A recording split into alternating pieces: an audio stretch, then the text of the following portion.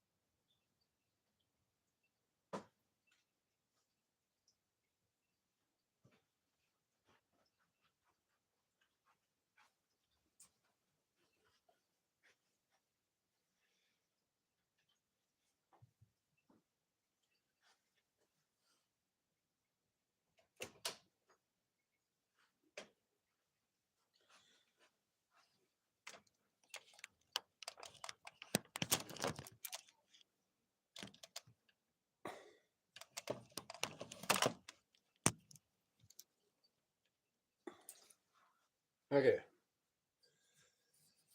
So let me bring this up.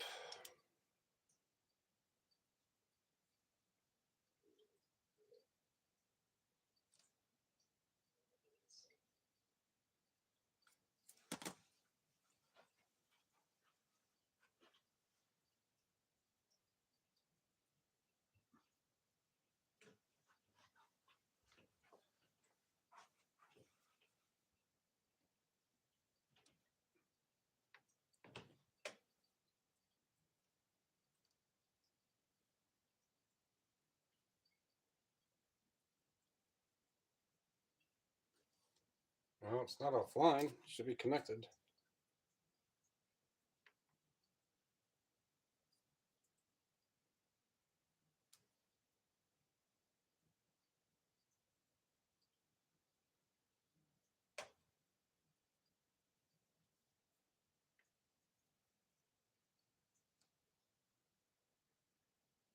Well, I'm connected.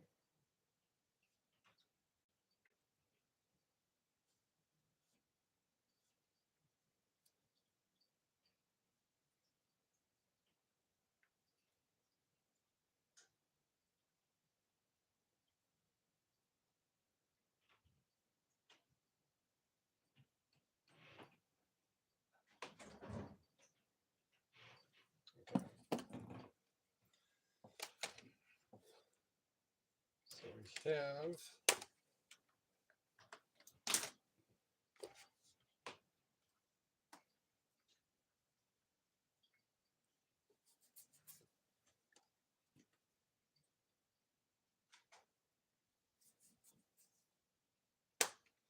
gonna be the first one. First,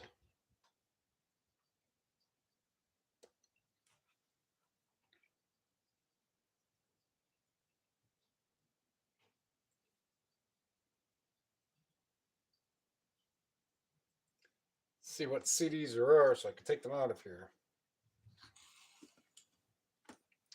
Do that one later. There's not a whole lot.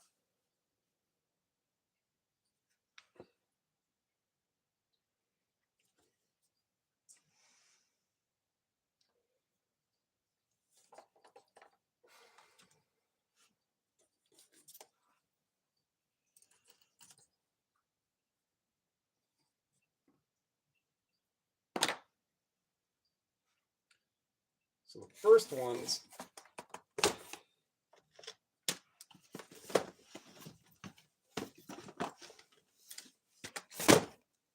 so I know that these, put these in here.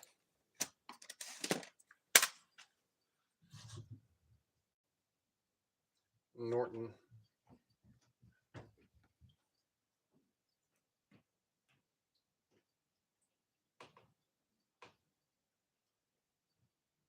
C23.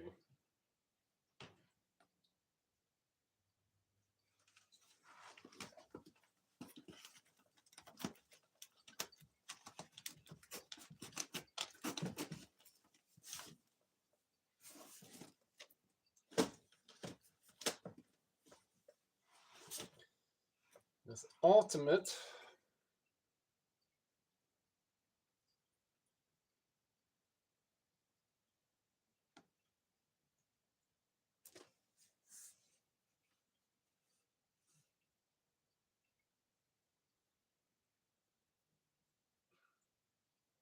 C47.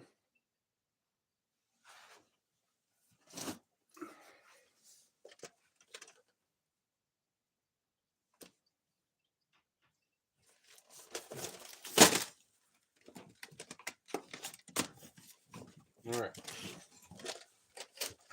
Oh no. Now this one is also a duplicate.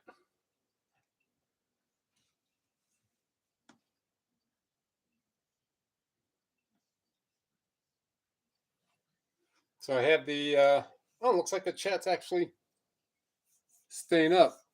Maybe it's because I commented there. I don't know. But I have a chat over here and chat on the phone over here. If you want to say hi, help yourself.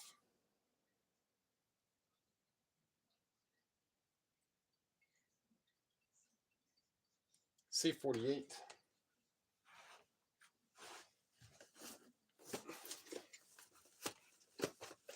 Wherever it's going to have room for just one.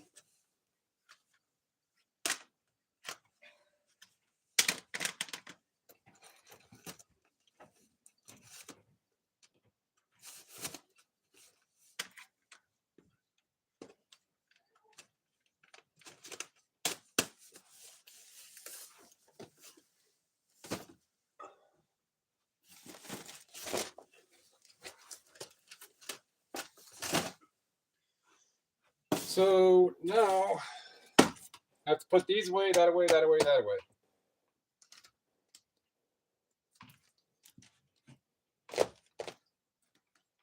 So I was going to be doing this anyhow. May as well just do it with me going live. And if somebody wants to say hi, help yourself.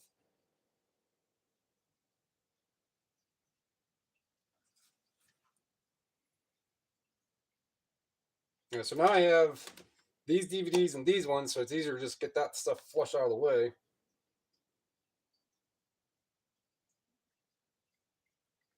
I was going to find ones that do not have a skew in them. So 2 can hold 1.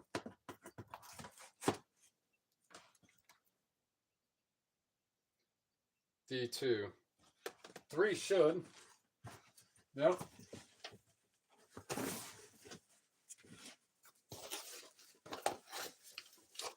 You're going to hold a few.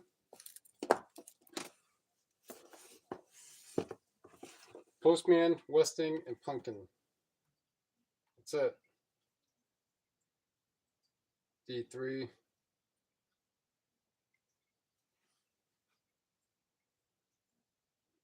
D3.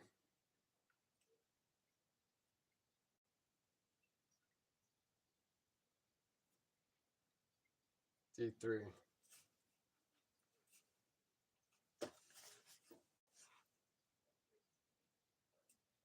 Greatest films is Holiday, can go in there.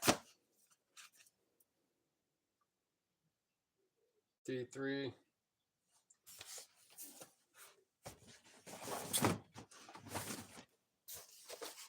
Four can hold a couple.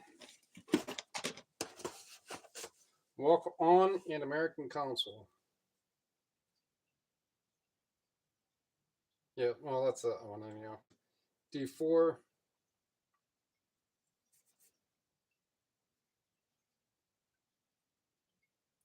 D4.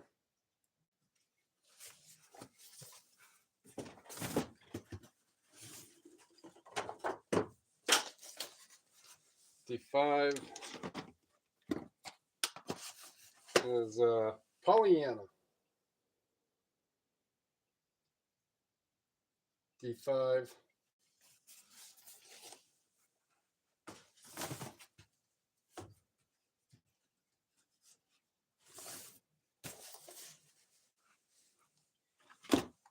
Brian Regan.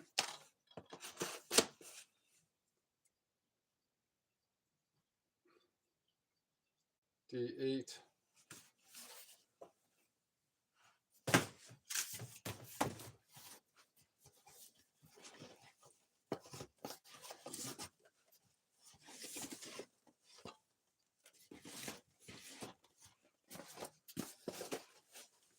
Cool, I probably get most of these in here. Ultimate.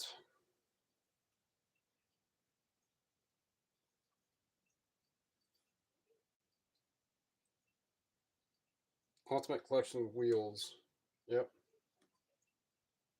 D9.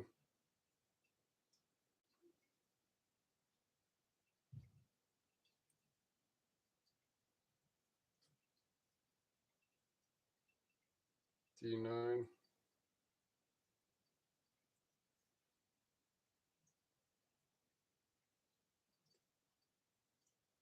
D9.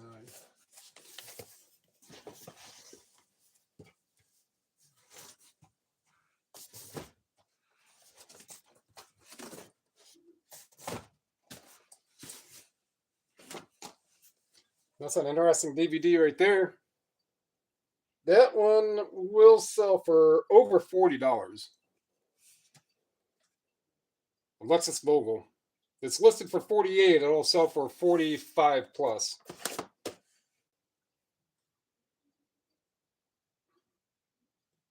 Got some very interesting CDs in here too.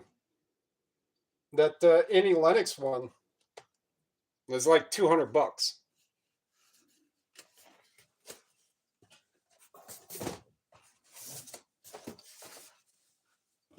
It's Drake and Josh. That's just the replacement case. I'll get $30 for that. There's no DVDs in it. The DVD set itself, with the 2 or 3, however many it comes with, 3, they sell for $60, $70, $80 used. So I have a replacement case for $30.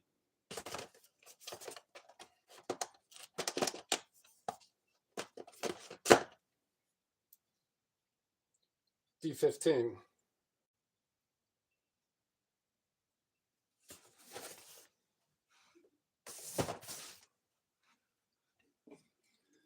These ones, so would have been,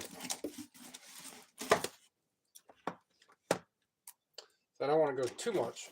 These would have been first.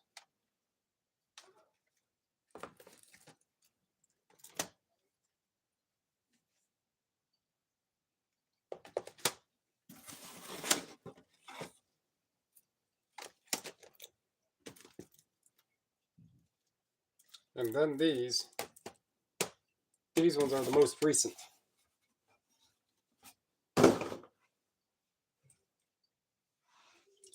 So then it's all I'm going to do, find out which boxes have room in them. It's like I did with those DVDs. And just start putting the CDs away in these boxes and labeling it.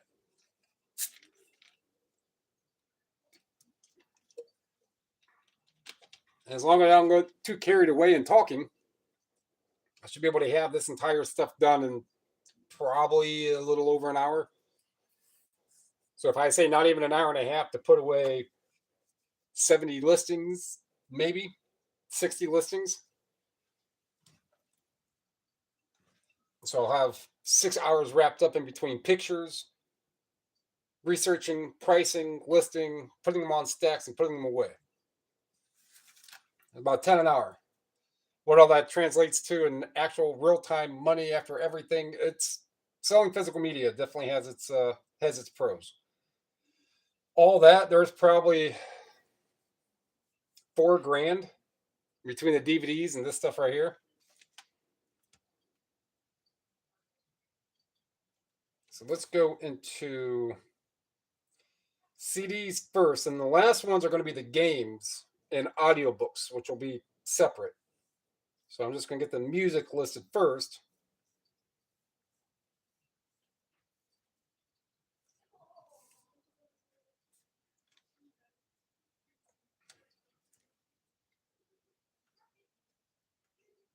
All right, this should be Marshall Crenshaw. Sure is. So this one, so I can hold at least two. I don't want to go too much on that.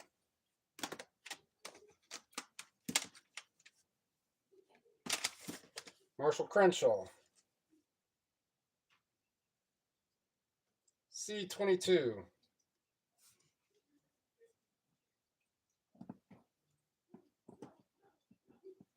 Come on, I can see what you guys ask right here. White Hawk, or White Heart.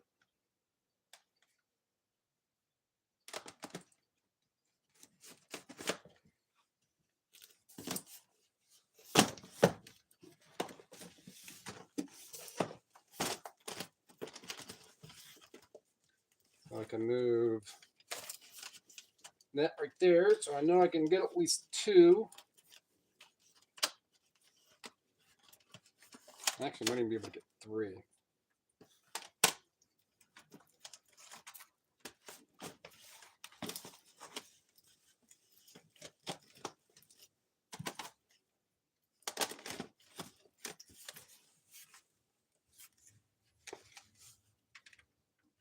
Shaman 24.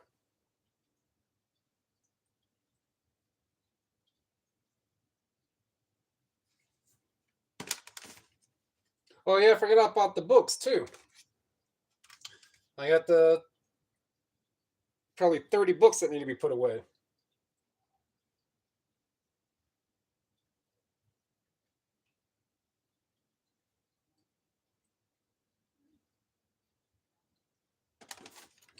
Two's fine.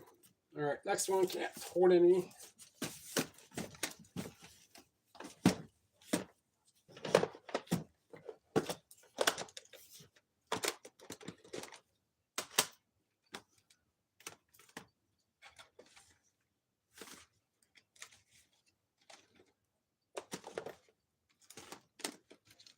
This can.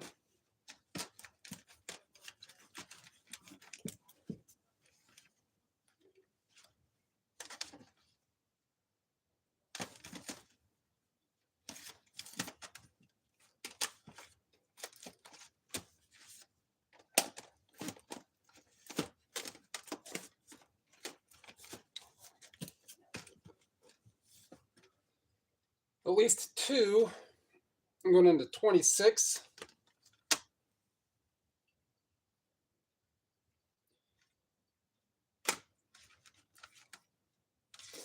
So Nanny McPhee.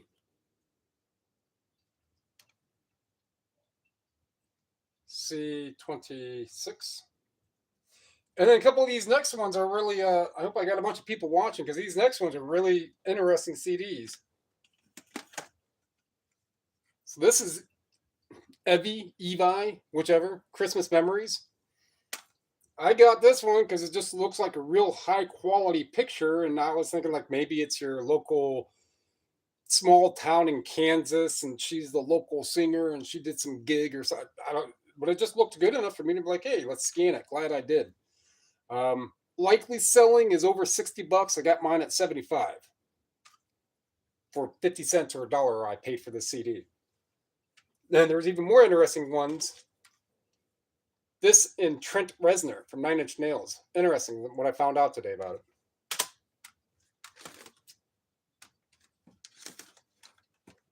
First, these put away where you need to be, C26. C26.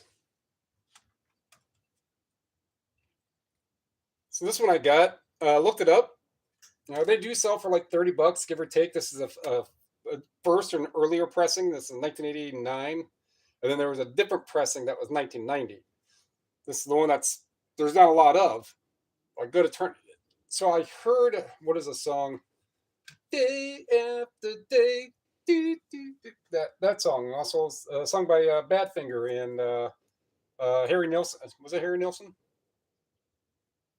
My family played. Maybe that was the one. But either way, go to find out that this is Trent Reznor, early Trent Reznor.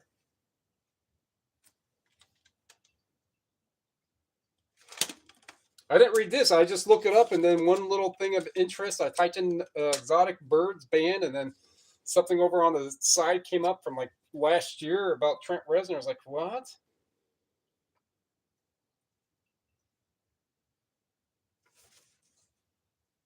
Everything matched up for that, but now it's not. So Lakewood, Ohio. So that makes some sense.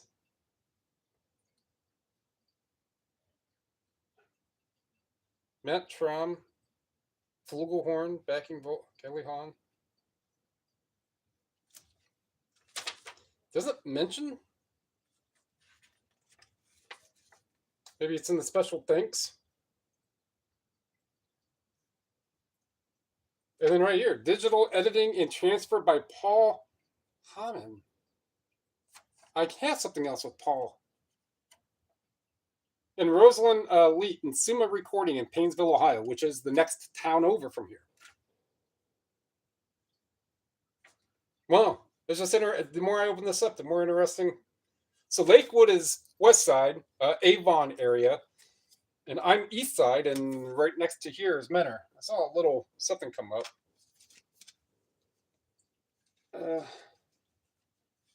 Rocket Robin Hood.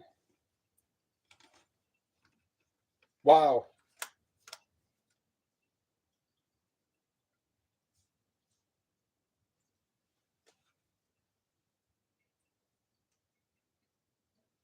Yeah.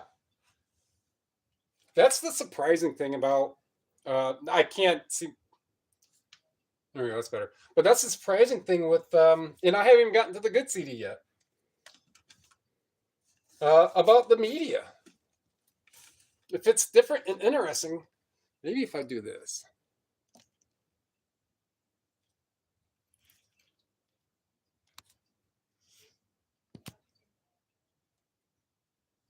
Hopefully it'll scroll out of the way. I don't know. But yeah, if it's whichever, just all it takes is just a scan. And if there it's disappearing now. Good. All it takes is a scan. And if it doesn't come up, just a curious mind. My wife had me watch, because I have a shirt that she got me, reads, be curious. What's that quote do? Be curious, ask questions, or don't judge, be curious. Right. So she had me watch an episode or a little segment, a scene in the show Ted Lasso, where he's explaining that, and my wife kind of takes it the point. It's like, yeah, but can be like me, right? Ask questions, or it's your fault otherwise if you don't. So that's the thing. It's like I'm curious. Why doesn't this come up, or why is this showing 300? And then can you verify the sales? Yeah, awesome. Look, I paid $4 for a $300 DVD set. Yeah. And it's every day, but bread and butter pays the bills. And then you get these oddball things like this. It's Annie Lennox. This had a sticker on it from December, so I passed it up I don't know how many times, or maybe however. I got it yesterday and glad I did. So this specific one is a 4-track. So not a lot of these ones made. The one with the white cover, there were more of them, and it was only a 2-track. There was one recent sold for this for just over $200, and then there's only a couple other over 3 years. So if you just type in Annie Lennox into the West, you can't go mistaken by typing those words in. And that's the CDs are what came up. And this is a more limited one. And one is sold for $200. I didn't check anywhere else. I just put it up on eBay for $200. So this I would have paid $1 for. Yeah, because there weren't any sales on any media when I was down there at the Thrift World. And then across the street, well, actually, I stopped at the Habitat first, where I got my 8-track player and then the cassette recorder, the TEAC 144. I have on the table. When I go to do books, I'll talk about that. But awesome find on the on your show.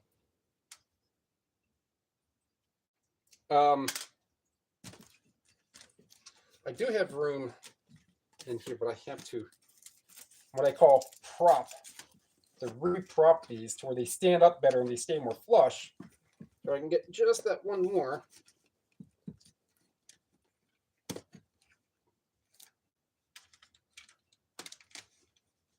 It's like that Mary J. Blige one, that limited edition promo. It's just that it is literal a dime a dozen. Right there, you're not going to get a whole lot out of everything that's there, but you're going to get enough to pay for your time. And every once in a while, you'll get a $200 CD or $100 book.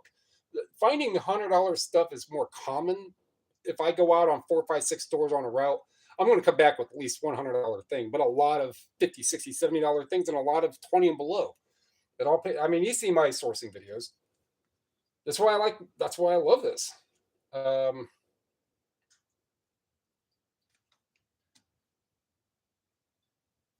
Exotic Birds is in here. Eve. C26.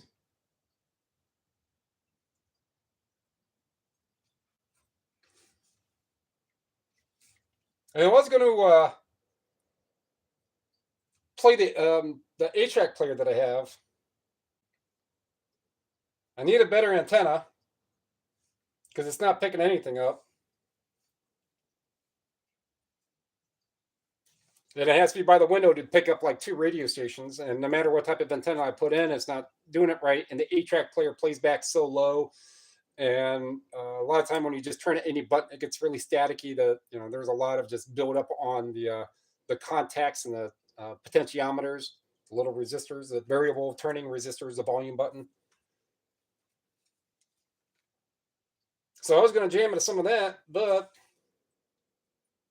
nope. So here's another one that's interesting. This one that's coming up. I did dig a little more info on what I could about this Restroom Poets. And there's one listed for like $200. TeraPeak has absolutely nothing on just Restroom Poets or any of the band members. Usually, if something comes up real weird like that, I'll look up band members, and it's just like I don't want to say they're like a nobody, but nothing really came. So I just listed it, whatever I put it up at. $50, $48. And if it gains enough interest over time, I'll do what I do. And maybe somebody will buy it for $20. Maybe it only gets 1 view in a year. It came up high enough price to where, I don't know. I mean, I cut that market real bad for something that's probably not going to sell. So I didn't cut any market. C31.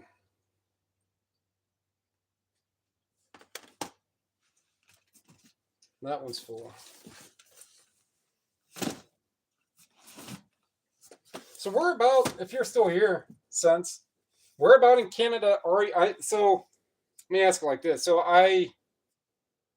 there are some YouTubers that I like. Thumbprint, the scrapper, the street scrapper guy. He's up there in Canada. I don't know exactly where.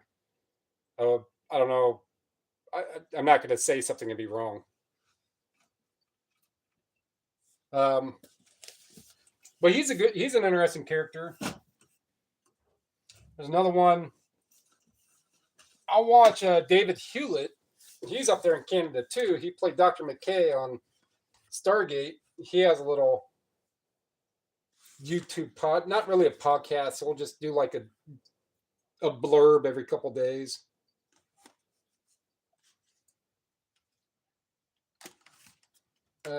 Somebody right near the... Oh. I mean, I know Saskatchewan is the state, I guess.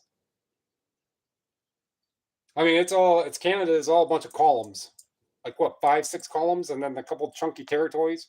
I don't know. I mean, somebody say, hey, where's Toronto? Well, Toronto's right over from here, from where I'm at. But that's about it.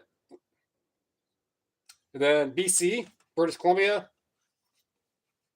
And then I think there's one that starts with an M. Is there an M?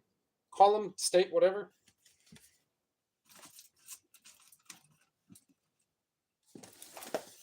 A lot of clean water up there. That's for sure. Clean water and big animals.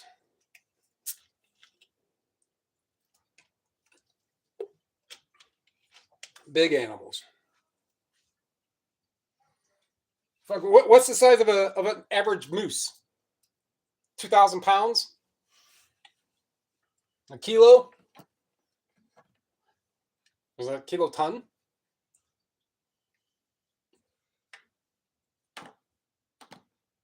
800 kilo? That's a big thing right there. That's the freaking size of a small car.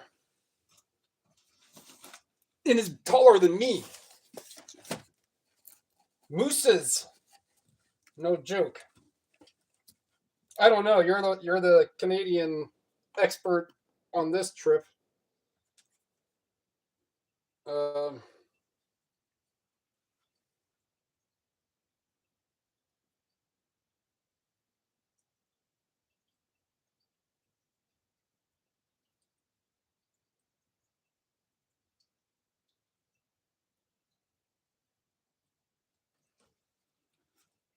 The cases, yeah. I think you asked a while ago in like one of my videos a long time ago if I replace cases, and I do sometimes if they're 40, 50 bucks. If it's a common run of the mill $20 CD, chances are no. If it's like a really dirty cover or something, yeah. I picked like the worst example because this case is damn near brand new. I know that this exotic birds was pretty bad. I actually wiped that down, but you can still see on how grimy it is. But I kept that case, and that's a $30 plus CD. But if it was grimy and cracked, yeah, those ones I do replace, especially if it's going to be easily 80, 100 bucks, and if the disc is like mint, like new mint, yeah, I will definitely replace the case. So I still have some leftovers in some of these. I forget the name. Hey Say Jump. I want to say it's like a J-pop, Japan pop. I got some in a sourcing video, and they're not worth anything. But the actual cases, there's the slim, like for an import. There's a standard, harder, better quality regular CD one, and then an inner door one. So I have 2 of each of those I just mentioned for the 50 cents each I paid for each. Yeah, I got good replacement cases because none of the places buy them. I even called the exchange up and I was like, do you guys ever buy these? And they said, no. I was like, well, then they're absolute junk now. Just junk. I could put it in with K-pop, J-pop small lot and sell a bunch for 80 bucks, but no. But I keep brand new cases. If they're junk CDs, like don't have any resale value and it's brand new, yep, those are the ones I'm keeping for sure. Because the worst thing I have is a brand new case that's just older. Hits exactly the higher price of an item I'll put in it. Yeah, for sure. I mean, so this one right here, you can just see on how. I mean, I think that kind of keeps that look and that aesthetic, keeping these stickers on it. But just the entire like whole door, it's extra worn. It's got a crack through it. But this one is like 15 bucks maybe. $23 is what I have it up for. This particular one, nothing really came up how I buried it in 1984, made in 1989 or 1999. Sony, no matter how I really buried it, nothing in any variation of this one really came up. So it's one of those toss up there. Somebody will come around and be like, yeah, I'll pay $18 for that, sometime. Yeah, it's just the stuff. I'm not dealing with a lot of classical and stuff that doesn't sell. And I probably bought it, flat out knowing. It's like, yeah, someone's going to, if nothing else really comes up on it, 1984. What? I could put some, most of everything that I listen to while I'm working is 1980s playlist stuff.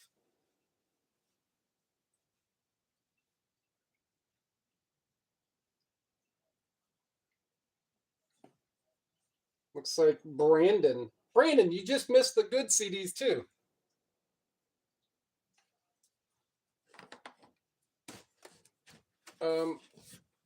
Let me get this other. I'm gonna go back to those other ones. I'll go back to the ones I just showed. It's an early Trent Reznor from a band called Exotic Birds, and Annie Lennox 4-track radio promo of Into the West, or 4-track promo. So mine's listed about $200. The most recent that is sold is $200 and about that, and the highest priced sold one is $200. So I did pretty good on that one. And surprisingly, it was at a store for the past 2 months, and I'd never seen it, or I'd never bought it before. Yeah, let me grab that one. I want to stay mentally organized. So here is that. So I listened to this. Right, this one might be on the other page. That's right here. So that's like 30. Well, it has a view, $38. I guess early Trent, but I couldn't find it anywhere. But according to the information that I was clicking to, yes, Exotic Birds. This maybe it wasn't this exact album. Maybe it was something after or before, which have you. But anything that comes up about Exotic Birds and this also has in like Google search and information the mentioning of Trent Reznor, and you could. It's like, yeah, that's it. If you can deduce just by looking at the same things over and over again that that's what it is, and that's what it is, and that's what it is. So it's just interesting. It's nothing spectacular. I wouldn't listen to it multiple times, but it is an interesting sound, like a synth pop from 1989. And here is that the Annie Lennox. So the other ones listed have a white cover, or other ones that I've sold, and still has a white disc, right? But I compared on what's different. One thing's different than the other, and this one is a 4-track. The one that's sold for this, the $200, is this one with the black cover with the 4 tracks. The one with the white cover with 2 tracks sells for substantially less, and more of them. So it's just one of those. I'm the only one. I think it's me, and maybe there might be one other one up, or it's just me. No, yeah. If you type in CD, I'm the only one with the CD. And if anybody wants to look at the previous recent solds, they'll be like, "Oh shit, sold for over $200." Guess I might have to pay $200 for that. But aside of most everything else, it's a lot of bread and butter stuff. And I'm going to do these more often on Sundays if I have a big chunk. So instead of me just listing 20 things and then putting on a stack here and taking 15 minutes and putting it away, I'm just going to let my weekly listings accrue and then just go live and answer questions and get some chat, maybe a few subs. Because I'm going to be doing this anyhow. And I get to show off stuff. Well, no. Yeah, show off. The transitive verb off. Show off stuff that before it sells. And since it's listed, most likely I'm going to have a story behind a lot of them if it did require a little more reading, a little more due diligence. That can only take one. But one is enough when I know I'm already going to be running out of room out of these boxes. No, I do have a couple of other boxes here that if I need to, which I will need to, If I really needed to, I could just take all the CD sales out right now and open up the room in those boxes. But that was my plan. And then there's only like 5 CD sales. Like, that's not going to matter a whole bunch. This Wolfman Jacks. Some more Cleveland Orchestra stuff coming up in a minute.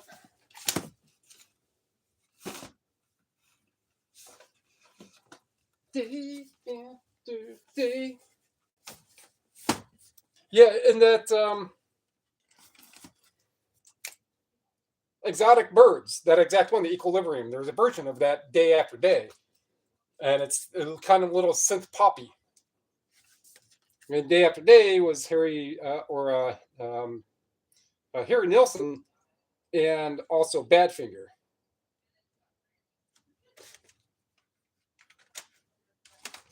Well, I'll do that with a lot of this stuff. I'm sure you do too.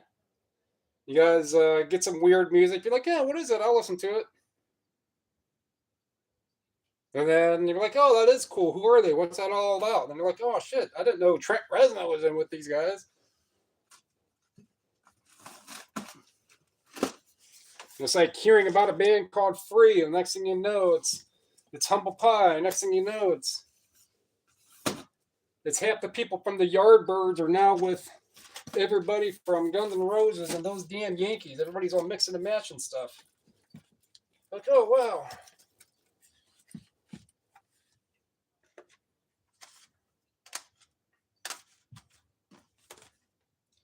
Van Morrison and Sound of Christmas, okay. C41.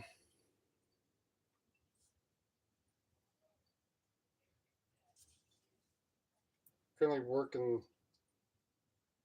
on music. I'm gonna guess that word is music. My little emoticon button is blocking it. C41.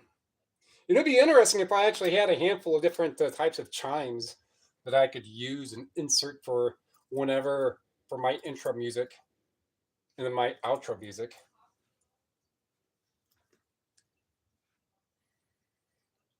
I actually know somebody in like the Chicago area. It's got a YouTube channel and is making music.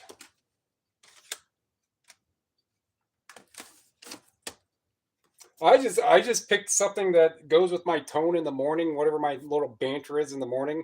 And then I just scroll down whatever options are in Clipchamp, and I'm like, oh, this is bass. Let's see which, and I'll scroll 10 down.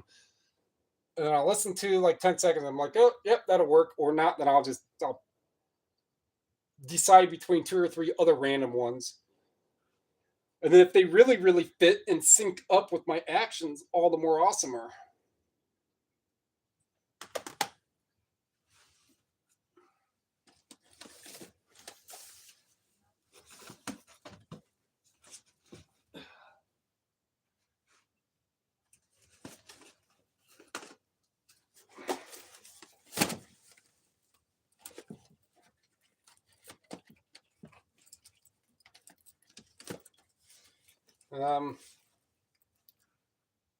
Get at least this one.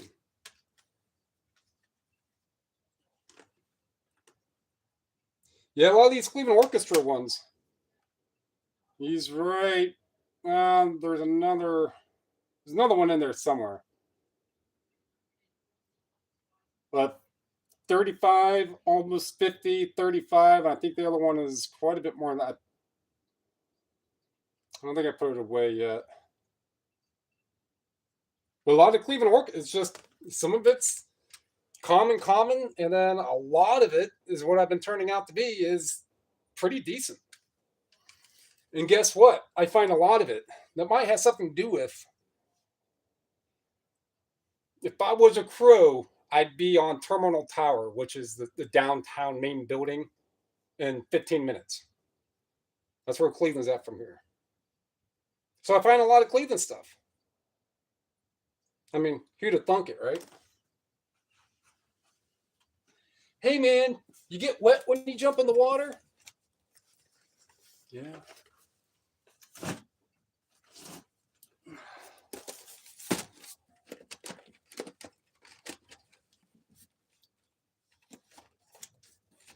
I'm in a beneficial area, I suppose. Oh.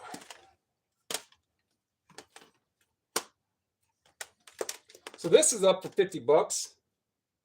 This Pepino di Capri.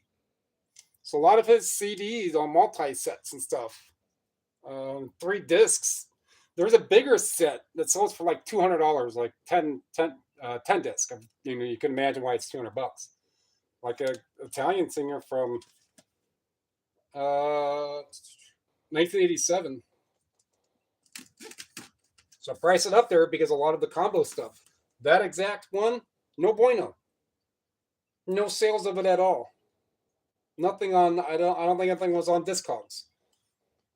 What's a fair price for 2 discs? That's something that that guy's stuff sells for decent enough. 50 bucks, sure.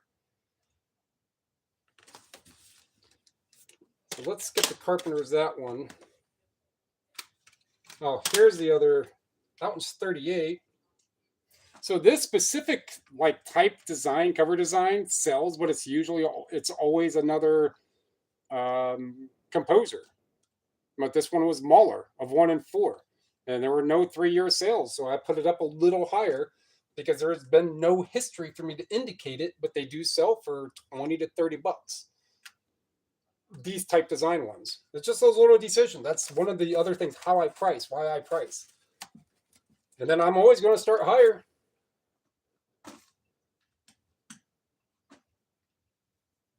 So that's not that one.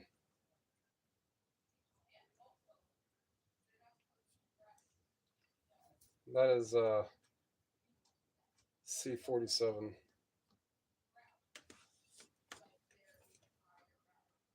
And then the diamonds.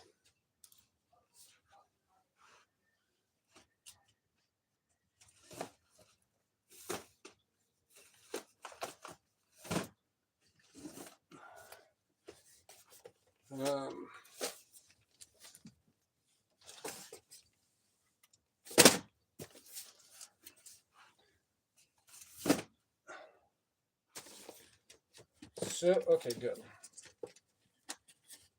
I'll say I moved my hand in there. I was like, I know, can. Uh-oh. They're just gonna. So these guys here, the diamonds, this Joe Patoino, what's his name? Brady, so one of the guys in here. John,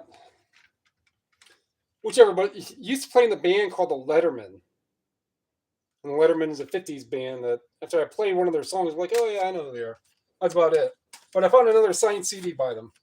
They don't sell much of anything at all, but 1 wasn't getting attention. Now 2 should get more interest. I think I only raised the price for like $5 or something. I don't remember. Wasn't much, but that's the rare time where I will get that. It's like, what are the odds? But almost all their CDs are signed.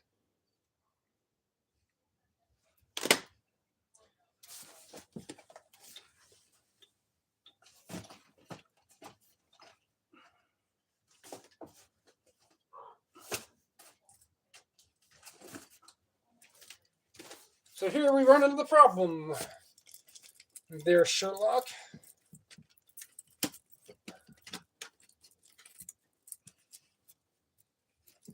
We're running out of space.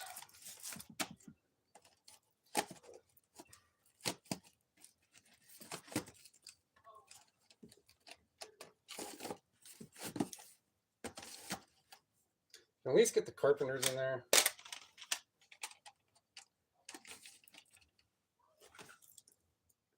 So I did bring boxes. C50 that I've already used, that I already numbered.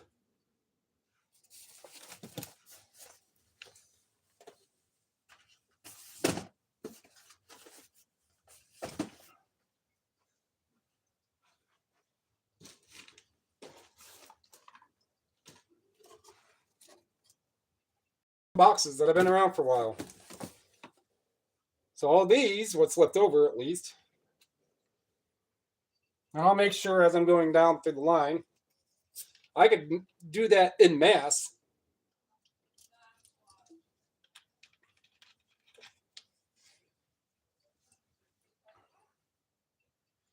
Then I have this up here. Really can't see it. Hello. Oh. Well, I have some people. Well, at least I got some people here I know. John, you've been here for a little bit. Sense has. Media has. So for these, Rodriguez.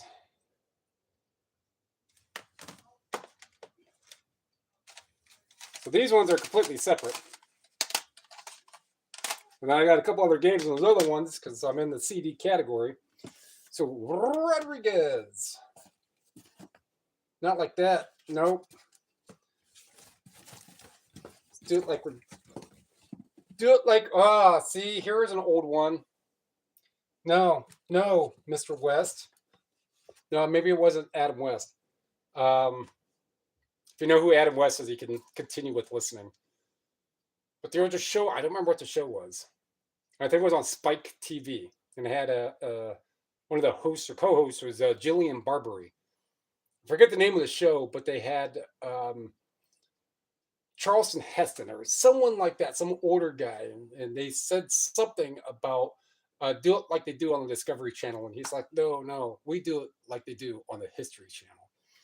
And that was top-notch hilarious. But the C20. So if you remember that, I don't remember. Spike TV was Spike TV and FX back in the 90s, early 2000s. I watched a lot of that, the Power Block on Spike TV with like Horsepower TV and that Stacy David and the Truckin' and Chip Foose and Overhauling. Learned a lot of cool stuff.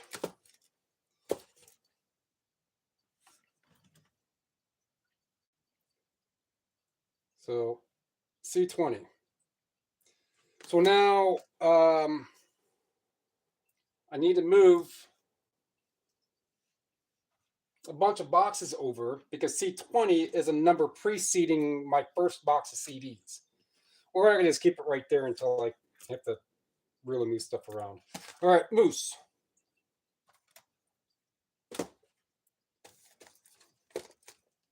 Bach.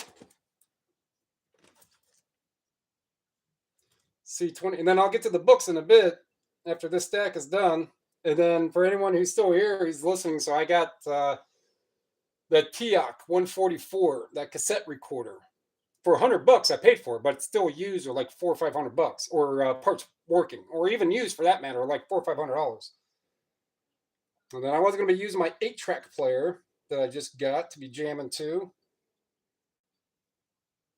but I only get one station. It's not the one I want to listen to.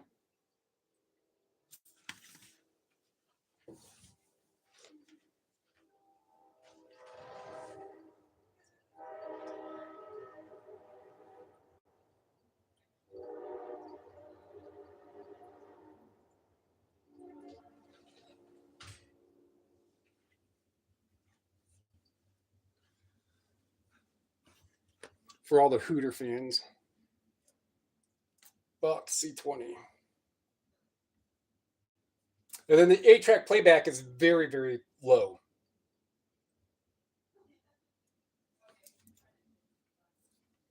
Corey Morrow, Rodriguez. So there's one, Corey Morrow, Tunes, Stradivari. And this is why you check this. Some reason those got moved around.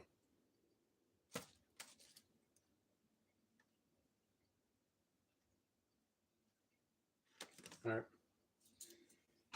Yeah, go over the books, put those away, show that cassette recorder, and then tomorrow I'm going to be calling. So anybody who's really here and heard me mention Scrap It All or Board Sort, so Scrap It All or Scraps Down Electronics and stuff. If he mentions a company called Board Sort that buys circuit boards, well, he in the video I just watched of his, where it's kind of like wire ends and stuff. He mentions like, oh well, it's in Ohio, so I became curious. Like, where in Ohio is it? Oh, it's about an hour from me. Actually, in an area that I know well. I used to live maybe a mile from where Board Sort's at with my dad way when ago, and so I'm gonna call them up and see what I can do about something in regards to that. Maybe take a drive down there, go to some stores down there. See, unless that one's sold, I don't know why that's like that. Go take a drive down there and go learn a little bit about that. But I'm getting into talking about tomorrow. When is what I have to do is get this stuff put away today. Martin Del Rey, what kind of... Okay, so now, unless this did a flipperoonie, I did not flip this one.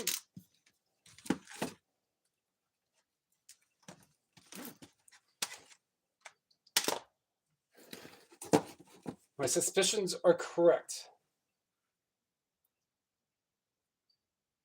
I've seen this radish too many times to see what it turns up to be.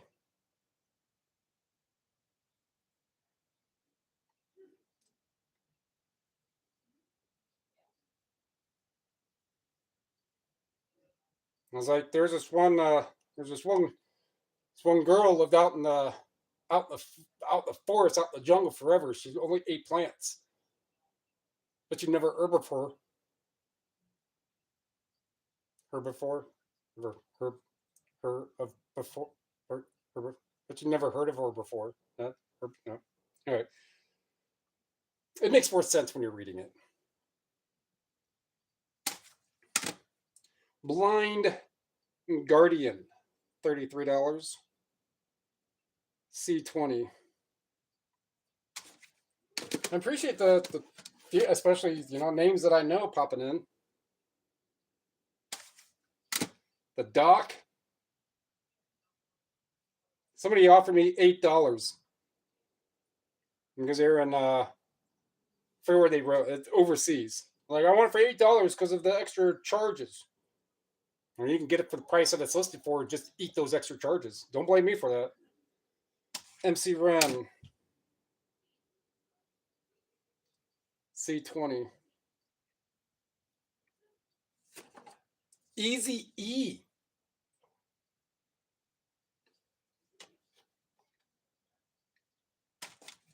Easy E. Nothing special, $19, right? But I got a bunch of nice hip hop. The MC Ren one is $35. This Easy E is $18. This Lord of Underground is already gone. That one I know did sell. It's more recent sold. Redman, not much, $18. C20. So I watched a cool little documentary thing about generic history of AWA, the brand AWA that Sony bought.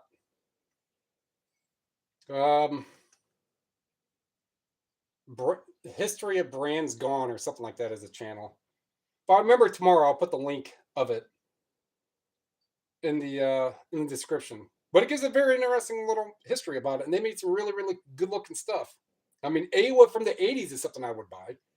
Not so much from the 90s, but 80s I would. So Dangerous, right here. Blood and Crips. Banging on Wax. But if I remember right, I scanned it, and it came up pretty good, like over $100, and did some terror peeking, and yeah, it's 115. I mean, it'll sell for 90 to 100 plus for $2 or $3, whatever I paid. So who was that? SenseQuest came in with the DVD buy for $4. It's the same thing, man. Just go out and scan. And you're gonna come back with bread and butter, but more often than not, you're gonna find some good stuff. Like, oh yeah, I will buy that to sell. And that's what keeps the spirit alive. This is just the artwork. This is what I decided to do because this had Cold Boys 3 or something like that. I forget who it is. But it wasn't the right CD. So I just put this up for $11 replacement artwork. Now the CD itself with the artwork is like $30. So can I get $9-10 for this and get my money back? What I paid for the CD that wasn't the right one? Yeah. So I'm not going to be out anything. But someone's going to. I haven't had that in a while, so I got to stop saying that.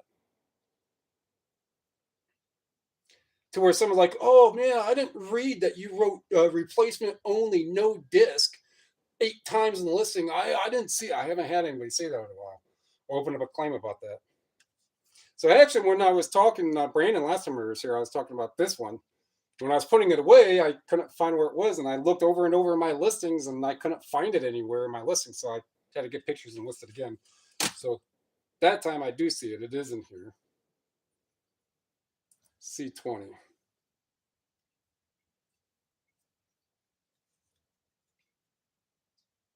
Dark Thorn.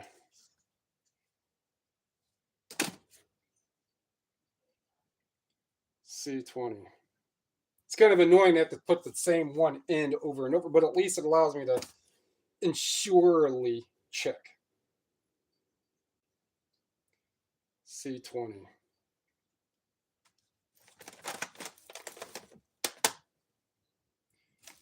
And these two. And those. There.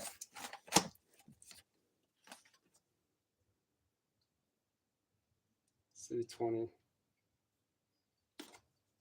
And then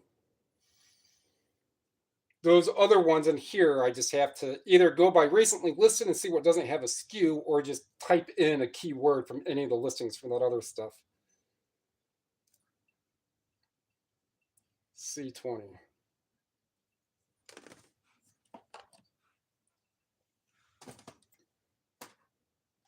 Yeah, I think that one came through like $15 or $16 or something.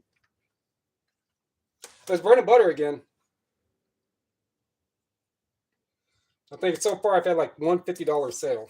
I mean, amongst the other sales, but the $50 is about it. So I will hit clear all for these. And I could type in probably just Roman numeral 3, but I don't know if I have that in many things, but I could type in at least Quake. Come up, one listed, C20,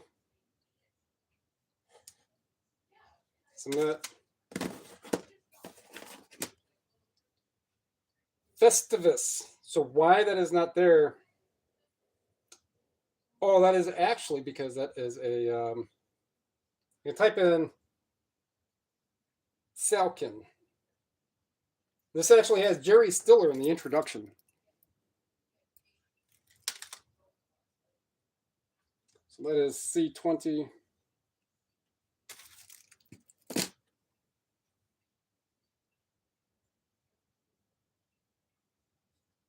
Clues.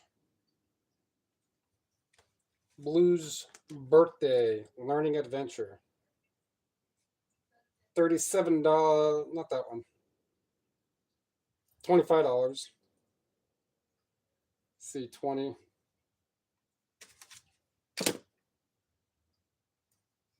Animaniacs. V.1. Probably won't have too many things come up with that. Nope. Well, that sucks. Did not do that. I wanted to avoid having to spill it out. Too many letters. I'm working too much to get the same job done. C20.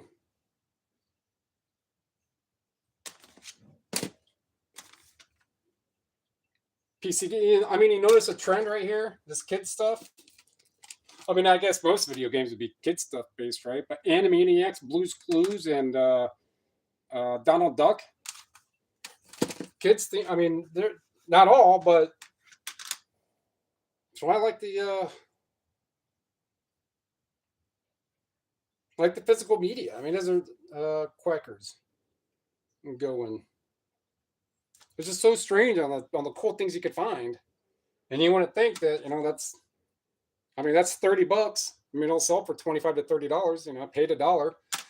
Yeah, it'll get shipped first class, but the lowest it'll cost me would be first class to wherever it goes. So I'm not paying anything much in shipping.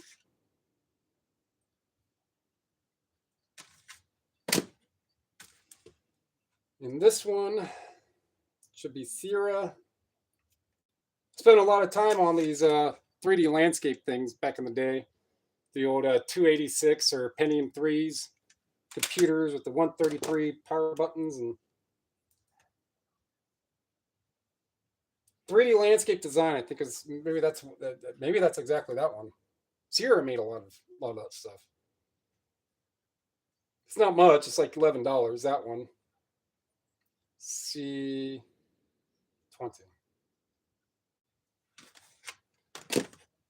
So for now, that's where that goes. Go light up the dining room in here and go into the kitchen. Or go in the dining room.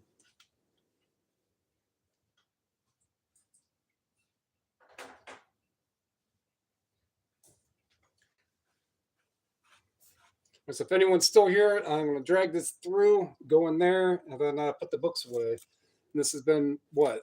It took me less than an hour to put that stuff away. The DVDs and all the CDs, and even move stuff around, and even stop and talk and read comments. Let me get a couple other things.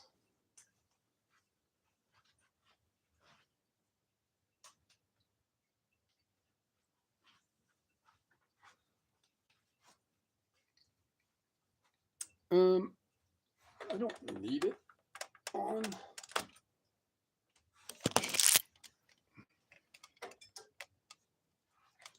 Taking a free ride. This is not the version of IMAX that I had in mind.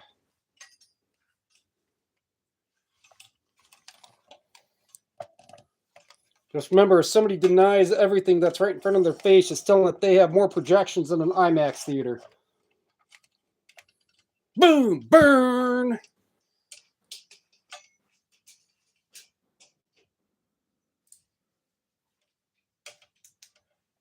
Ta-da!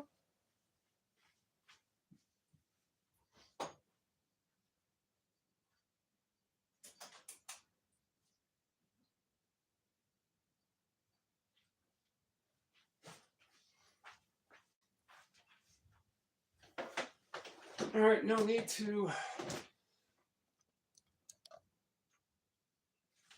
That should be enough.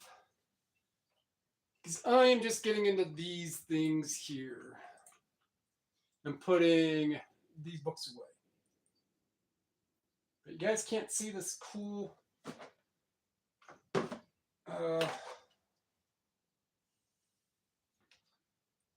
cassette recorder. Maybe somebody put the word out, because I just got 2 more people coming in here. Hey, welcome.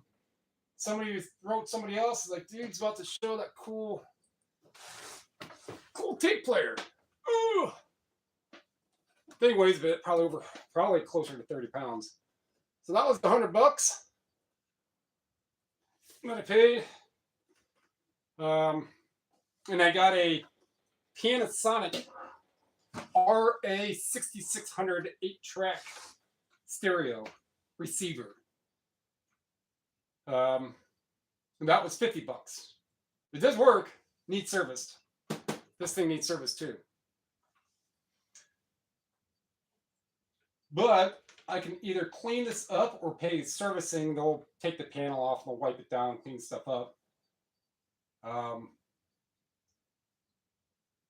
It's something that I could say, yes, does work, or it doesn't, it advances the tape, which have you, but they're bare minimum $300. Parts working, parts not working. Total. And it can go up to over 500. So I paid 100. Even at a I could still make a couple $100.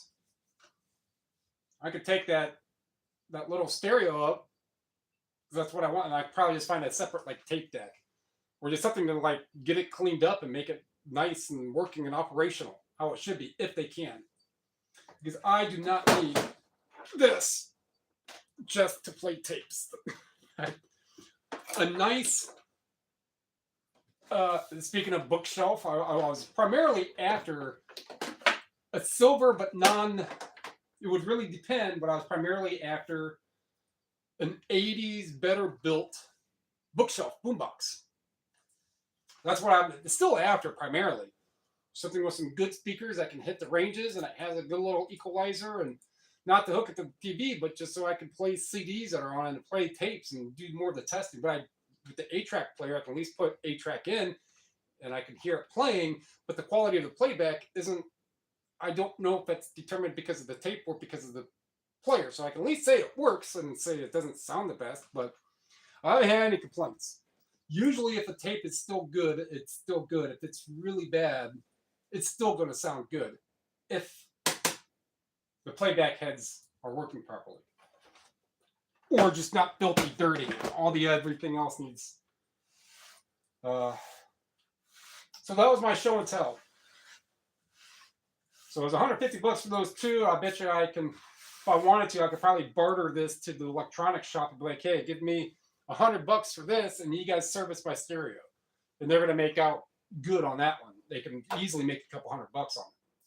That I don't deal with the shipping. I don't have to deal with somebody like, hey, look, it doesn't work. Blah, blah, blah, blah. I just take 2 items to one place and I come back with an item that works better. Maybe with $100 in my pocket.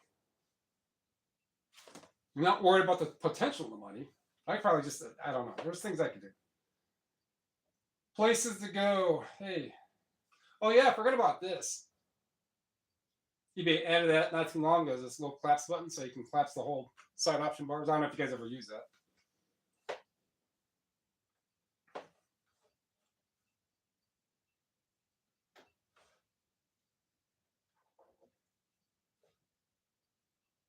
So I think I'm missing, I thought I had my drink in my pocket. But that's my cool tape player.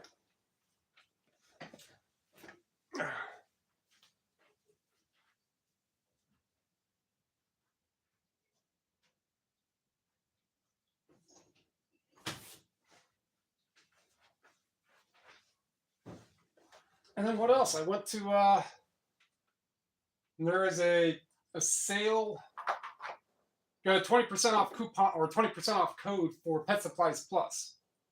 It was good for yesterday and today. So I went to the one I usually go to, which is franchise. So they're like clearancing on how they do theirs is a little different. And then I went to another one next town, closest back here, back home.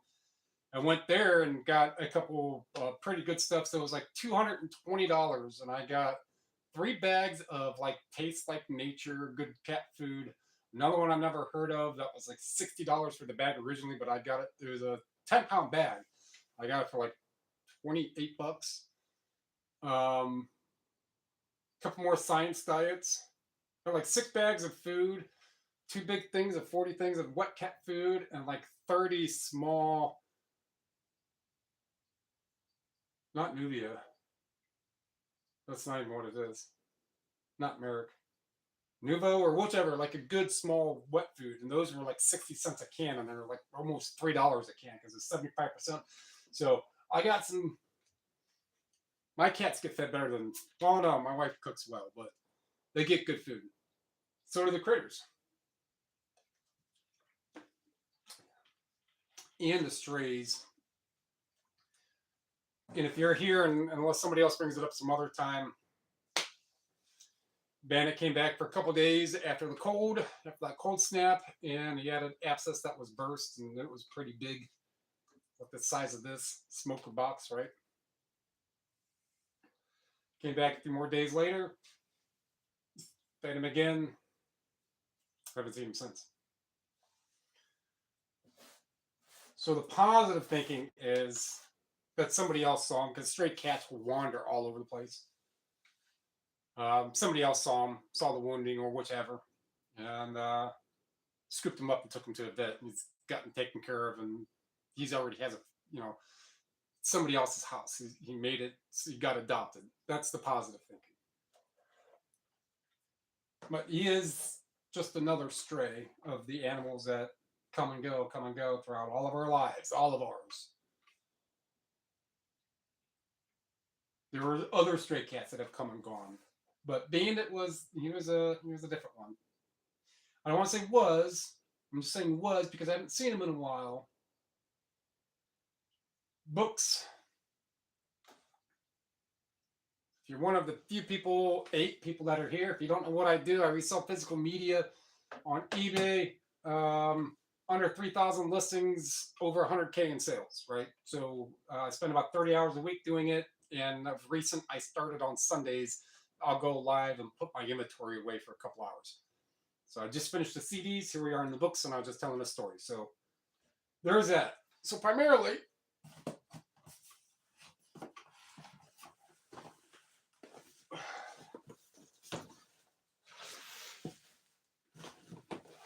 now these take, I wouldn't say necessarily like extra longer to do. They do take a little more time because of the Tetris thing that's involved here.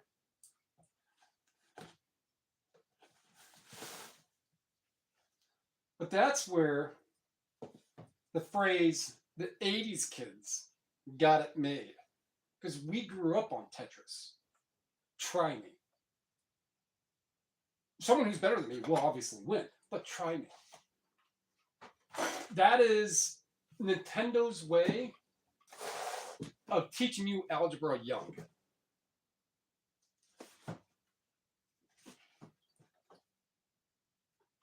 So now I have to try to remember on how these are. So anything, for the most part, that does not have a skew is going to be within these boxes here, for the most part. First edition, no, not those ones.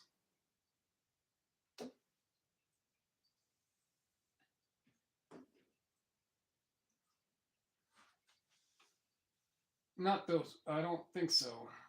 Brennan's Poems, Catherine Barnes, New Higher Self. That, I believe, is a newer one.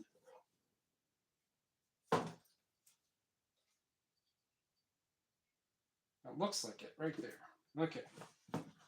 So here's what I'll do.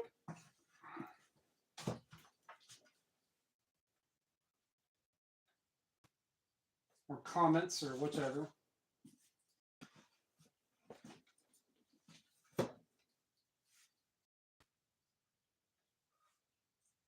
B5. So I could try to. No, because that's going to be. That's just going to be too odd.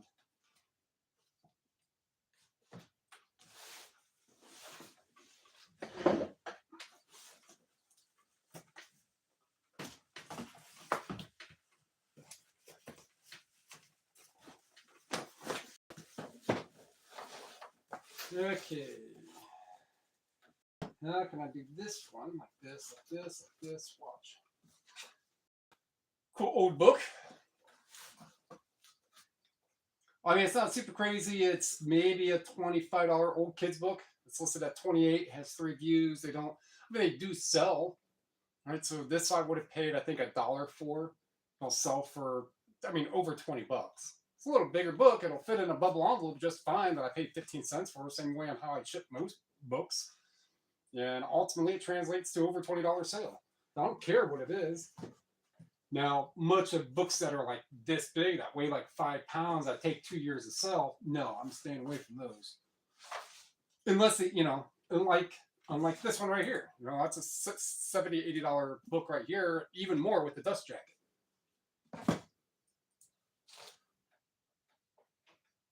B6.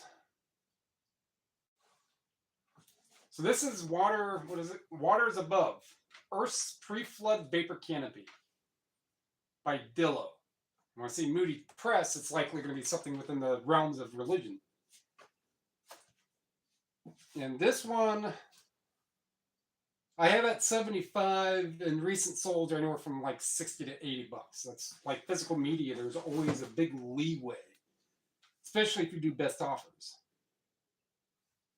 And the stuff just moves so fast. We're like, oh, well, if you, like, somebody came in on something that you've had for a while and that's like, yeah, I'll take that. You have more room for negotiation with physical media on the point, because it's either it gets a lot of attention, people are going to want it sooner, like with a lot of things, but you don't pay much for it. So like, oh no, it's worth $100, but somebody wants to give you 70 for it, but it's had, however you remember and how its presence has been, it's had 2 views in 11 months. Fucking take it for $70.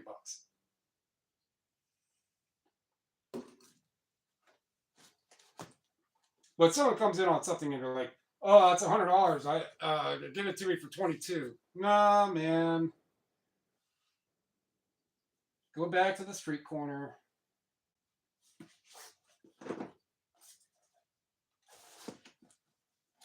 Oh, go be a busker is what I mean. Like, go up on your little soapbox and be a busker and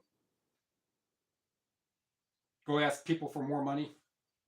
That's what I mean by that. Because that really didn't sound right the way I said it.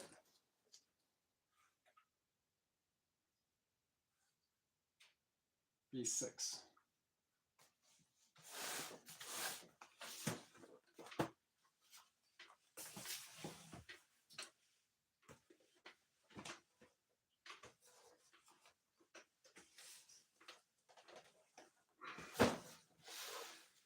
Go, gadget, go.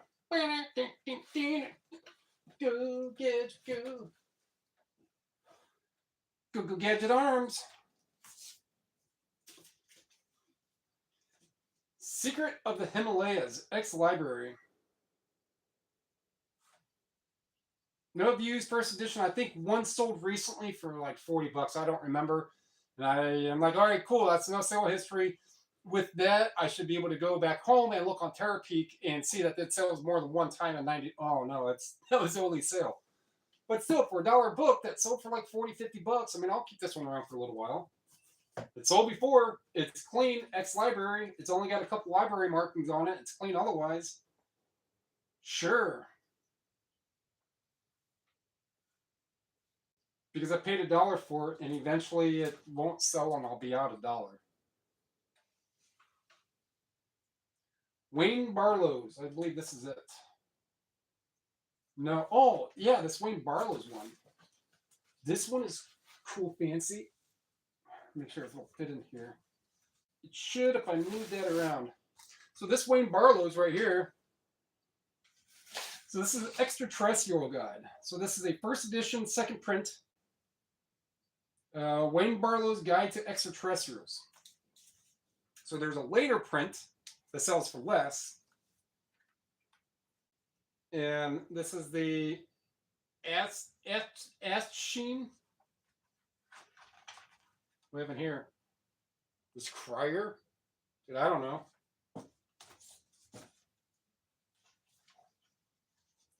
Guild Steersman. So this, I'm not going to open it up because it doesn't. It's more forced to open it up, so it really hasn't been opened and read much. But this, I picked it up. I think this one was either $2 or $3 at Savers, and it's up for $68. It'll probably sell for around that $60 mark. It's got 2 views. I don't know if I'd sent an offer on it yet. It's just one of those to where those specific type of horror fans or fans of that genre and that extraterrestrial type, I don't even know if lexicon is the right word, but the whole scene, the whole genre, especially what would be available in 1967 for science fiction. So what has already been drummed up, thought up. Speaking of drum, depending on what some of you people who sell, if you sell, I know some of you guys do who are here, or even if you're still here. Don Drum is an aluminum artist, primarily for probably like the 70s and 80s. And he makes a lot of like the stars and moons and like the elongated cats and stuff out of aluminum. His gallery, his shop is down in Akron, down on Crozier, not too far from here. So pretty world-renowned artist. He makes very, very interesting placates of different things. His shop is down the road. If I made a come travel with me channel or videos, I have enough places local where I could keep up with a lot of those local and then go span out 50 miles. Well, 50 miles still going to get me to Canton. Football Hall of Fame down there. Rock Hall is right down the road. Born Again. This one right here. Is that the one that is? Signed and inscribed? Yeah. That's $50, $55. Signed and inscribed.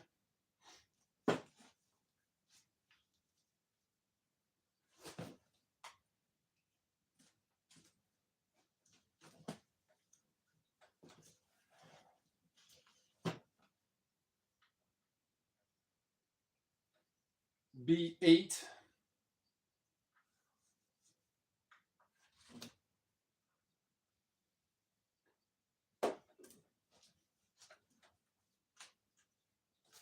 It's what I've learned in the parlance or in the internet. If you're streaming, the proper term, the proper word is people that just have other people on in the background to be in their stream to help that person out. They're called lurkers, which is fine because I'm a lurker too.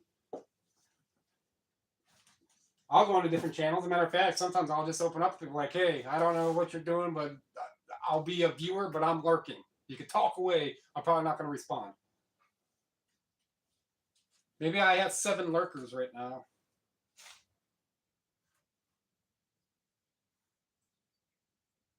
B8. But thanks. I mean, if you're here to just keep that number statistic, this is the most I've had in a little while. I said lurkers, and a couple people are like, "Oh man, I'm not a lurker. You ain't finding me." They left. Sky Maze.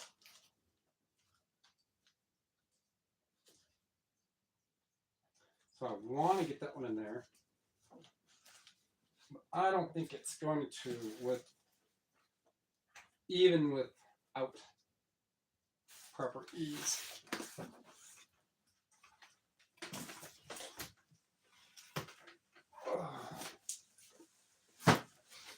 You just want someone to talk to.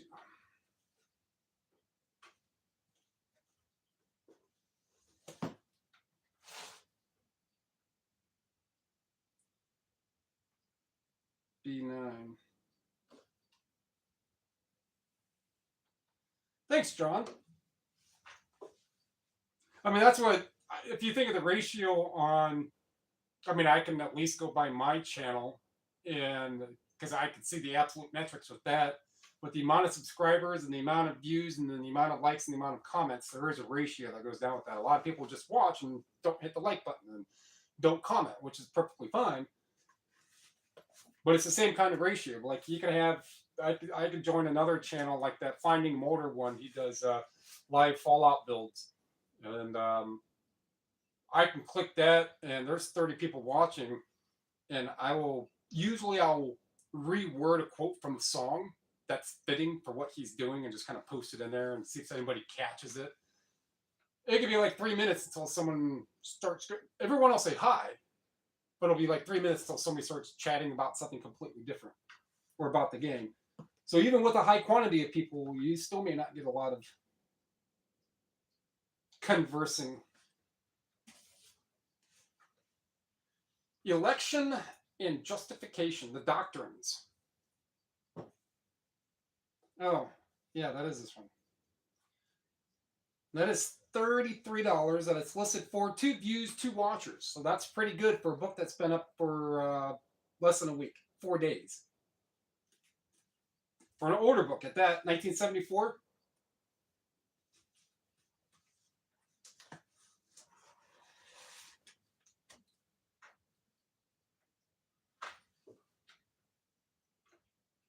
B9.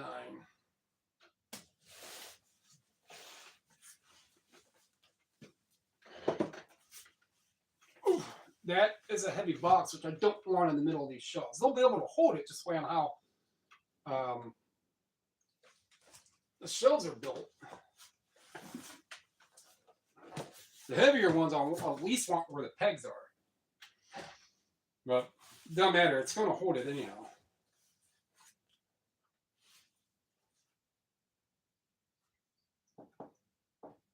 The Hunting of Cain. This is another. Just kind of see that. It doesn't really look like a run-of-the-mill, like typical novel to me, as I'm just looking at book. I don't want to say scanning the books, but just eyeballing the books. And if this was like a typical novella by Danielle Steele or John Grisham, it'd be more poppy. It was just enough. I'm like, The Hunting of Cain. Well, if I can figure it out and type it up, yeah, it was good enough for me to buy. And I think this one's sold. Christian Press. Yes. That one already sold.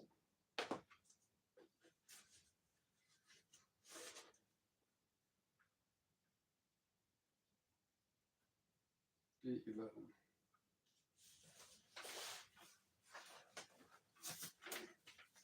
But it all helps on, the viewership, I guess. Doesn't really matter what I'm doing. I'm still going to find a way to talk about something that I bought and why I bought it. And I sold just these books right here, which I'll just reach over for these boxes. And I can go there. That screw's probably steel. I'll go there.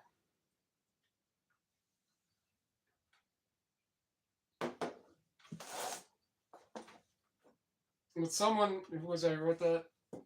John. Yeah, Sunsquist came in and wrote that he found a DVD set for like $4. Now he's Canadian, but he found a DVD set for $4. It'd be like $5 and change US, and it's like a $300 or $400 DVD set. So I don't remember all the different people that come in and comment.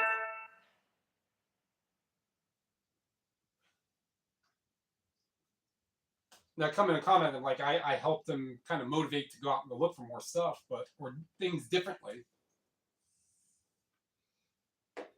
And I was pretty much like a bunch of other of the types of sellers that I would sell all different kinds of things, right? And then I'm primarily just physical media. I wanted to share it. That if you're going to be out there at thrift stores and you're sourcing, or no matter where you're getting stuff, this stuff is going to be there. Books, CDs, DVDs, computer games, all that stuff is going to be at most places where you're going to go. And it's probably going to be the cheapest. And it's either going to buy a whole bunch for really cheap, buy it all for really cheap, and learn that way. Start getting an idea. Go buy 1,000 CDs for $100, and I'll bet you'll start to learn on who and what sells. Now, when you're at the store, you're like, oh, yep, and now you don't have to waste your time with that. Now you're just going to look. The more you do it, and it's just so much less work, so much less headache, so many less returns. I sell something, and I am almost guaranteed I'm not going to have the problem. So, for what I have picked up on, what I have learned, and little things steadily that I do pick up on here and there, and reasons why, and sometimes a little oddball things of what I talk about or what I do for the practice of my store, my sell similars, and how I price.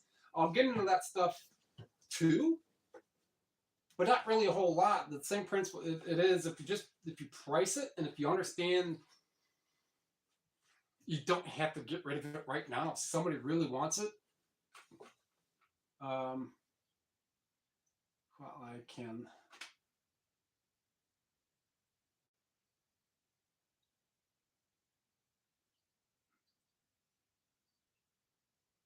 Yeah, lots of diamonds.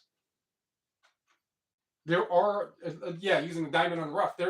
It's just, you can just leave whatever you're doing, where you're going, just be like, yeah, I know I'm going to find either an inexpensive diamond, but you consider those 50, 60, $70 things. And if you go to enough places on a daily, they're freaking out there. They are out there. Because most places just think it's just another run-of-the-mill book. And what? They might have like a signed Stephen King for $50, but you're like, I'll guarantee just his signature is $200. Right? So it's just that I do a lot of outside of the typical thinking on like, it's just going to translate to money. That's what I'm after. But physical media holds that nostalgia. And I think sense is, no, maybe, I don't remember who did, but when I said something about the nostalgia effect, that's what you're doing. Notice that during like a slow sales day, it's like, I don't understand how all this stuff can have all this interest and the high demand for it. A big collector market, not really a high demand, but stuff is of a good value. How is this stuff not selling when it hits that? And I think I was talking about like a Red Hot Chili Pepper song. It's like, see, it even made my hairs on my arm go up. That's how these things can affect people. Nostalgia. Anyhow, we'll get back to this before I lose track.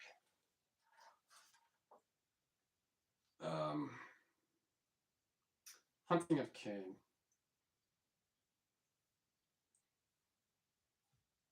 D14. So if my wife is listening, you can come down. That's fine. I don't think there's going to be a video for anybody else watching. Just where I have this halo at. That's why I started.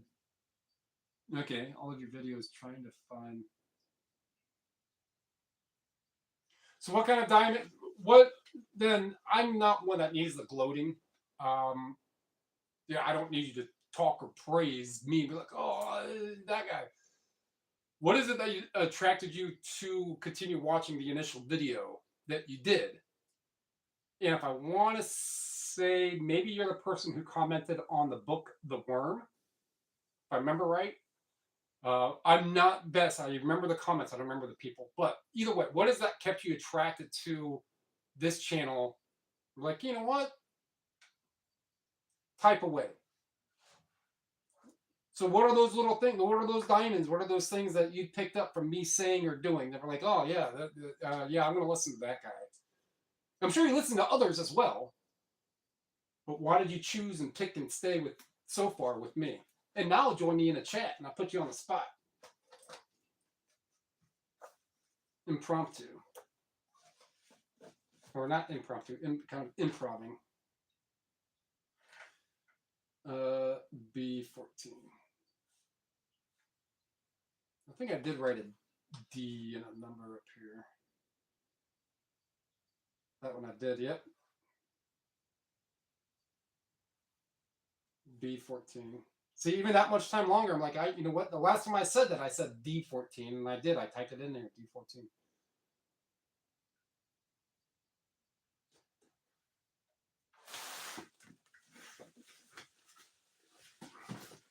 Maybe it was my gray beard. I'd be like, oh, no. He's got a gray beard. It means he don't give a fuck. He's just out doing his thing. Oh,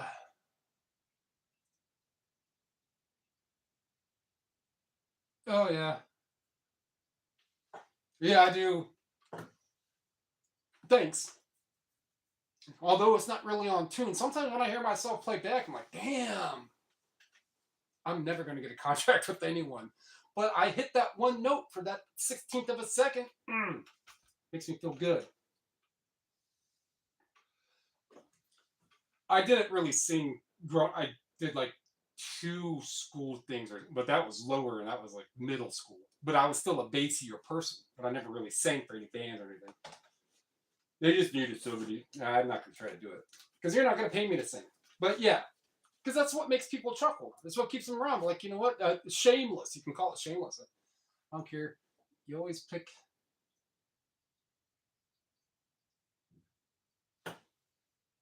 You always pick a song. And I can't read the word after the in the. I can't. It's blocked. My little heart emoticon is blocking it. I enjoy your style and how you always sing the wrong song. Yeah. Or I'll just be the tempo or the cadence of it will be off.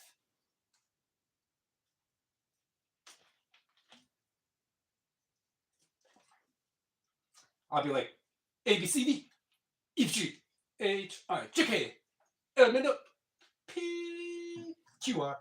Just be good, but that's kind of an extreme version of it. You held up a Beatles album. Well, it would have been. Let's try to turn this sideways. Let me just toss in some hearts in there.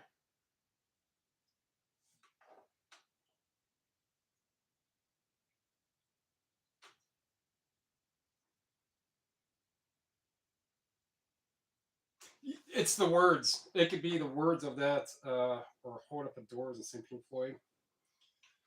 It's the words to songs that stick with me. So it may be completely because I was listening to that CD. I'm not really. I got two people answering that now. Oh, so you're here for that? That the when I was talking about the exotic birds. So I started listening to that and heard the day after day by that exotic birds, and you could just type in exotic birds in that album, and it's called like synth pop today or something like. It's a channel like 3,000 subscribers. It's I don't know how far in, but it's one of the beginning songs, and you hear it like, oh, I know that, but it's a different kind of feel. My wife and I are down here kind of playing musical change of words, and we'll just come off with like 8 different artists of different things, and then when it's all said and done, and I look it up, I'm wrong on 6 of them. Like, oh, but those 2 words were in that song though, right? Yeah, but that's not the song. Those 2 words. That's me. A lot. I'm good with words, not with the names.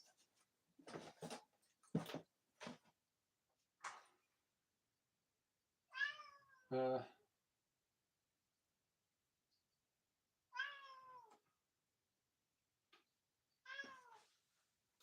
well, Ruby, come here. I made a video. Come on. No, he's walking away. Yeah, like that. Still, it's fun. I'm glad you like it. My early videos, yeah. I mean, of course, every video is going to change because I'm going to watch it. I'm going to gauge just comfortability. Every time is like each time when you're around somebody or doing something, it just becomes more comfortable doing it. And it's either recorded or live. Come on. And then you, as a creator, you want to. I mean, the 700 people, 700 subs, whatever it is I have on this channel, isn't really a whole lot wise, but just to have a little bit of a, and I don't want to. I mean, I'm going to use the word exactly. Kind of have a following of people like you. I like your energy. I like who you are. I like what you do. Like what you're trying to tell us. It's good to be able to continue to do that for people, regardless on what shame is on me.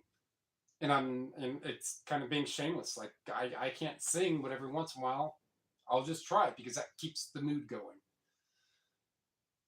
Oh yeah, very white on our 2 a.m. So I need to find this book, and it's not really going to fit in this box unless I rearrange more stuff differently and accordingly. In Tetris wise, it will not work out well. Comes another train.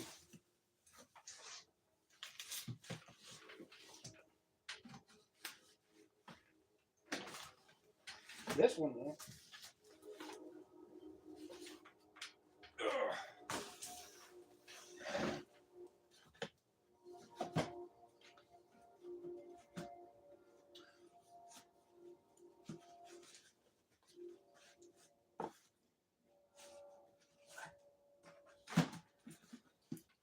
I bet you're gonna get some little paperbacks right there. Get them right there, right there. Mm-hmm.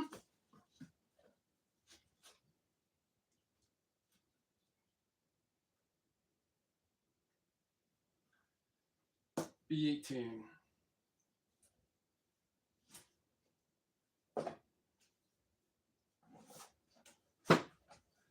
I was actually asking Mr. Barry, but Sense wants to answer too, or whomever else.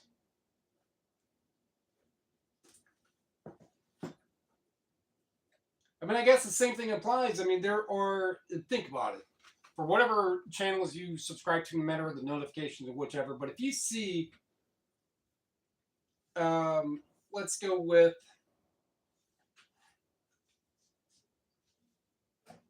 so some of the science channels, Cosmos, Fexel, FEXL, Space Matters. There's a couple of those that are fairly in depth in what they talk about within the realm of outer space. That as soon as I see that notification, and I'm watching it. So the same kind of feeling, like people have a fan, except where I am live. You know, I'm not making videos about outer space or how to fix cars or something. These are in person. I forget exactly the type. It's called a personal live or live personal or of whatever type of style this is, where you just you're not. It's not faceless, I should say. You're going to find out that Charlie over at Penguin Zero, Moist Critical, I don't know, he's like 30 million subs or something like that. But he was a faceless channel for a long time.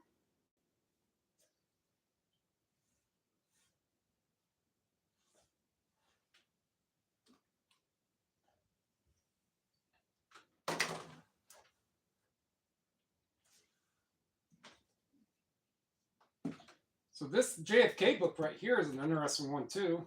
As soon as I get to that. So a lot of this one already sold. That's like $30. So these books have been up for not even 2 weeks. Was the last time I did a putting stuff away video, and I believe there were books in with that one. Not many, right? So all these are within the ones that I had right here when I started, or within 2 weeks of listings. There's at least two, and I think there's another one. At least the ones that have been put away, I know, because they were still listed. Hey, no. That one. Yes. I don't know if that one did or not. It should be in relative order. But if that one did, that'd be interesting, because that's just like an absolute specific book for the diocese history, the history of the diocese from Erie, Pennsylvania, which is from where I'm at. They could probably get there in under, probably right at 2 hours, maybe a little less, to get to Erie, Pennsylvania.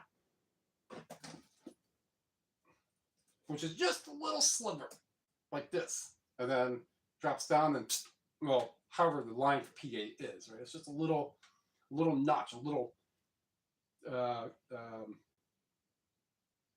tooth, like a little gear tooth.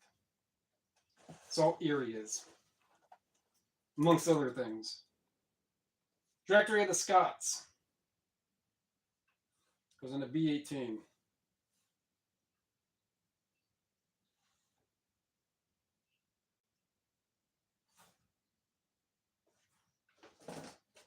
See, because now, I mean, these are all in order. Oh, no, there it is. I see it down there. Here it is. Whoop, it is. I'm sure all you guys like the references. I say every once in a while. I can imagine some of you people like, dude, I know exactly what he's talking about.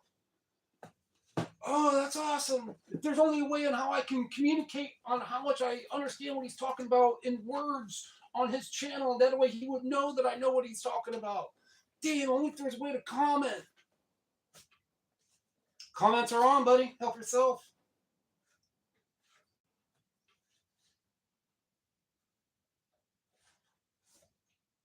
But that one's been up here for a while. American folk medicine. This is another one of those interesting ones. No, that one was turned out to be less than. That was a bad goose. I mean, it's still a $15 book. B18. It's good for the goose. Everyone now, it's good for the goose, good for the gander. Is that how that's said?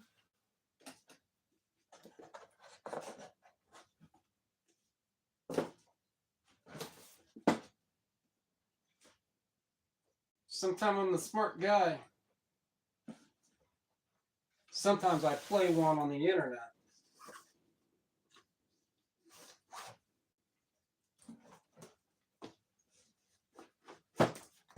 Tetris.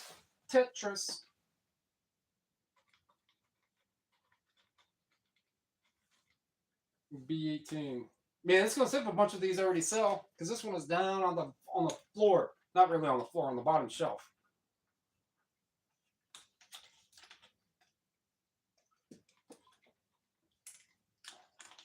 Usually I drink, no, I can drink diet or not, it doesn't really matter. But I think the seashells.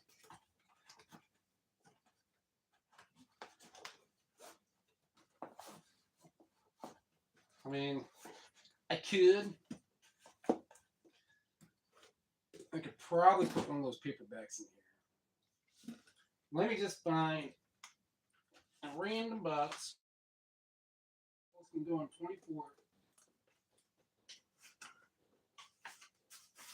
Yeah, the Seashells book, that's like 30 bucks.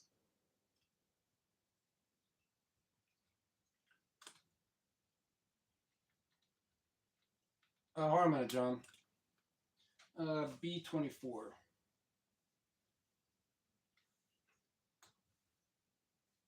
B24. Now, the next books that I can get to, because I got to change my page on the tablet. Now I can see all these paperbacks, make it easier so I can get them in there. So what sells better on, again, a word is blocked, on shipping? Listing as free shipping, shipping as medium mail, ground advantage, or something else. What sells? So I will best answer that with, I can't answer that exactly the best because I do all of my stuff free shipping. So when I'm pricing and I have, per se, this Cathedrals book where I just pick, actually let's pick this JFK book, good example because that's a $50 book. This thing usually goes, huh. I got a lurker correcting me. It's all right. I know they are. So this is like a $50 book, right? So when I looked at it, all I saw was Triangle Fire, not really in an exquisite type spine. So it's going to give me some sort of, it's not going to come off as like a novella, like some your local town author who just writes novellas and just sells them at the local libraries and bookstores. It just looks a little different. So as I'm looking this up and I'm pricing it, I'm able to determine that the total paid by people, if somebody paid $44.16 plus $4.97 shipping, that's 44 plus 5, that's $50 to me. I'm going to list this right around $50. If there was one that sold for $48.92 free shipping, that's pretty much $50. If one sold for $44 free shipping, that's pretty much $50 to me because I'm going to start off a little higher because I'm always going to do free shipping. People can't leave you a bad review on the 5 stars for reviews for free shipping, for the cost for that. So there's that factor.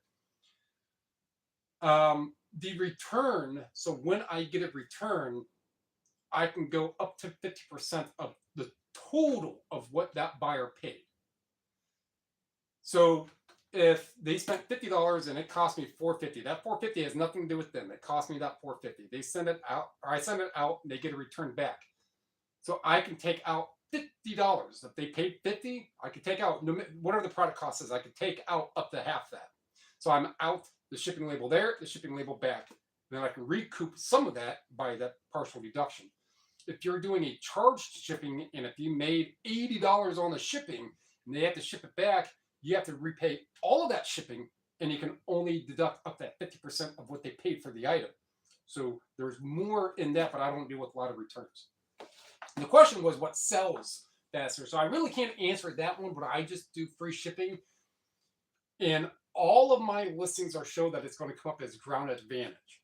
So if you buy this book and if you're in California and I'm here in Ohio and you buy this tonight, it'll get shipped out tomorrow. The $50 it would go insured. So bad example. If it was a $30 book, which I'm not going to send insured, or a ground advantage, I'm not going to spend the extra 72 cents, whatever it may be.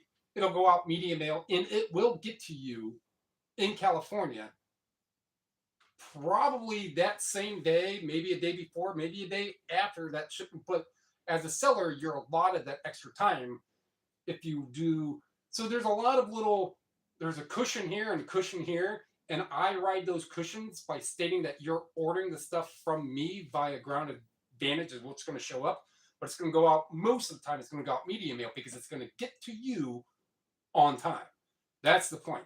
You got a tracking number and it needs to be here within that time frame. And media mail does that for me all the time. So I do the free shipping. I went way off on a tangent on that, but what sells faster, I really can't answer that because I do free shipping on everything besides auctions. Because I just calculated it all up. And I don't want to sound pompous, but I'm not pressed about a bunch of $6, $8. Well, I could have made this. It's said and done, and it's gone because one in the hand is better than two in the bush. If I have a sale that I could have made $6 more on 2 months from now, but I didn't make that extra $6 right now. Right now, money is worth more than future money. Absolutely 100%. Buy a standard cheeseburger from McDonald's right now and go do that same thing with the same dollar that you spent for that hamburger now. Go buy that exact same hamburger from McDonald's in 5 years. So the money is not the same. Money right now makes money right now. What's one way how to sell that? Hey, I'll just do free shipping. There are people who will only buy it. That's free shipping. I don't know why. So to me, it's the totality of what the person's paying. I do best offers. I sound on offers. So to answer the question, I really can't. There are theories, but until there's some quantified data in front of me, I'm not going to spew speculation. I'll tell you what I do. 18 is going to go down here. Yeah. Oh, I wanted to put a paperback in here. All that just for that paperback. Or get a couple in here at least.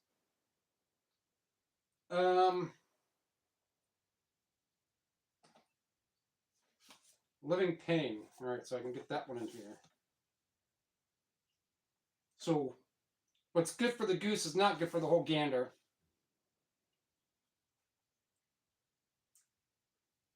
B18.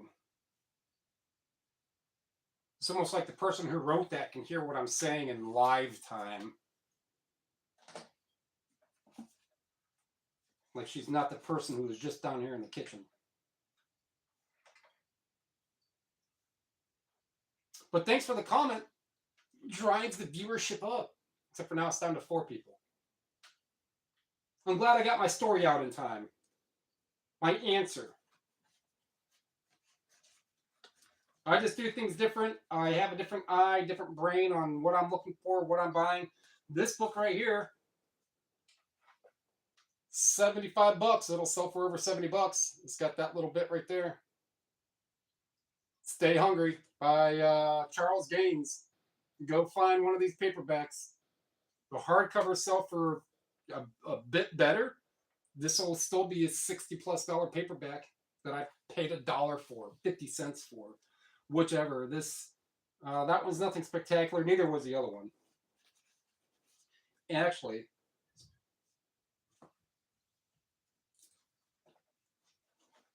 put that one in there.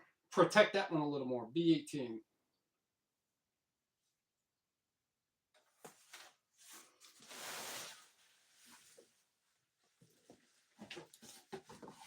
I'm sorry, I don't remember like all the different. In the rest, I can fit in 19.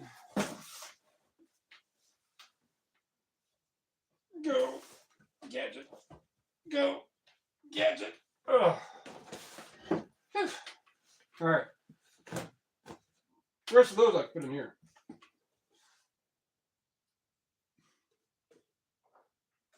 So yeah, that's just one of those oddball books that I've read, or not read. I just saw that's going to catch my eye, and this was, I don't know, I don't remember which section this could have been in. It was at a Goodwill because they use those markings, a little like a like this crayon marking right here.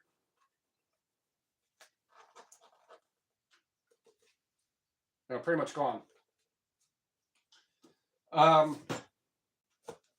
If it was at a Goodwill, it would have been, for those Goodwills to do that, would have been $1.50 for that book. I don't remember which section it was in.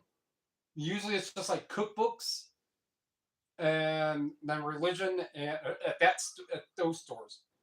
Cookbooks over here, or kids, cookbooks, home stuff like home remodeling and your DIY stuff.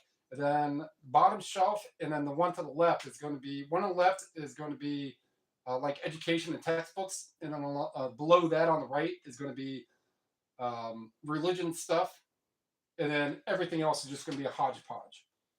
So, but it's not a lot of books. I mean, if I had to eyeball all those different shelves,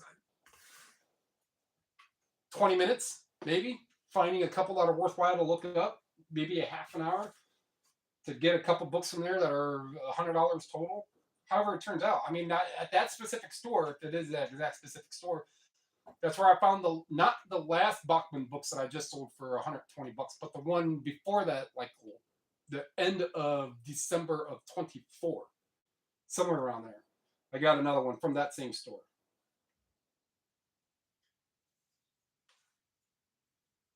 And then I got those, the math, the algebra, and the calculus for the simple man, like the old 1920s, 1930s versions. Those were, one was like $120, the other one was like $90. Paid $1.50 for those books.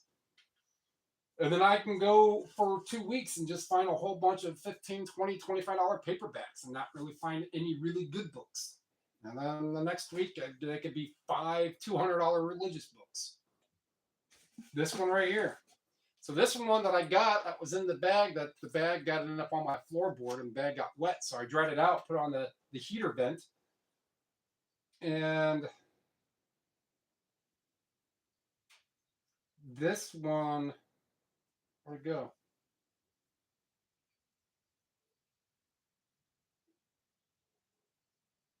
Well, it hasn't come up yet. I don't think it's sold. If it did, it was like $90 or something for this book. And then when I was showing it, I was like, oh man, that one got ruined. That one was a good one. And it is a good one. Well, let me finish this stuff first before I get super sidetracked.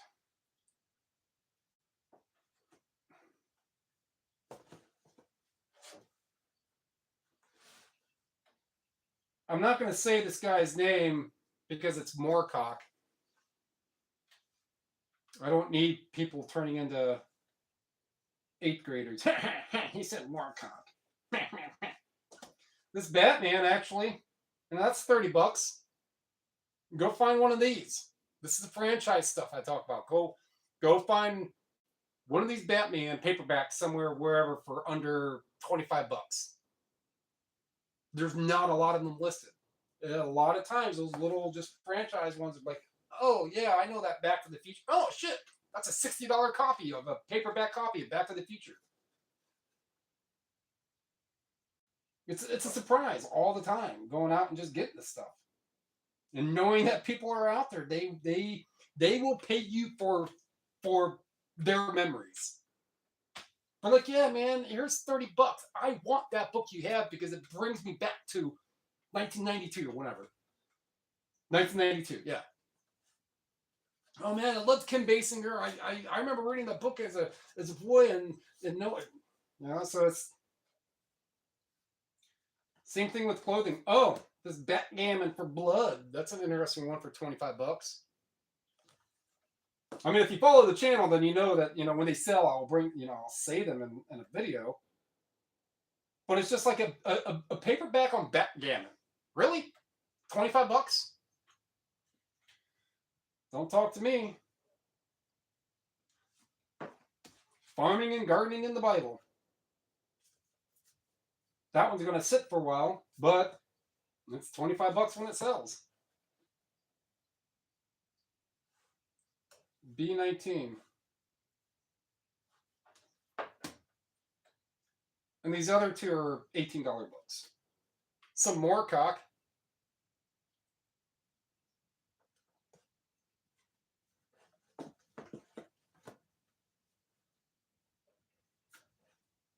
B9. See, things like that. That would at least get a lurker to be like, ha!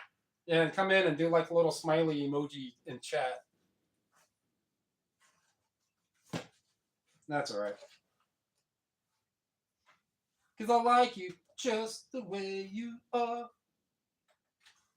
In good times. No, that's not it. In bad times. That's back to Dionne Warwick. Just the way you are. That one. PDP 8. Go.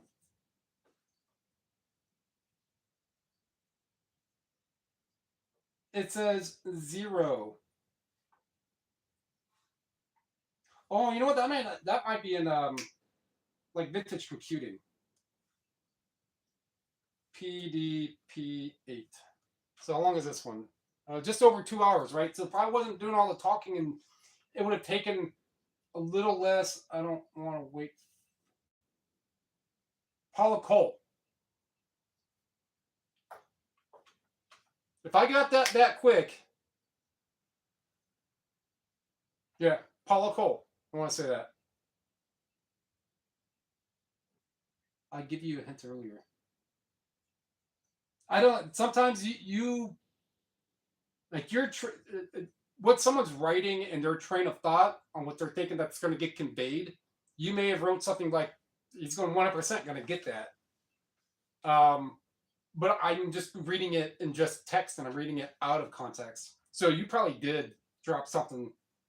I don't remember reading anything about Paula or Cole. All right, let me finish. This is the last book. And that's strange.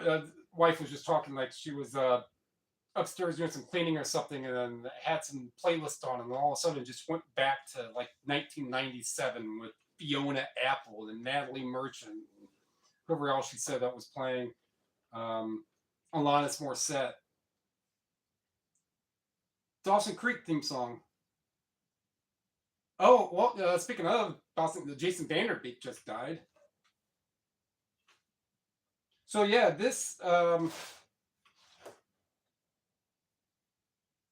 PDP book right here.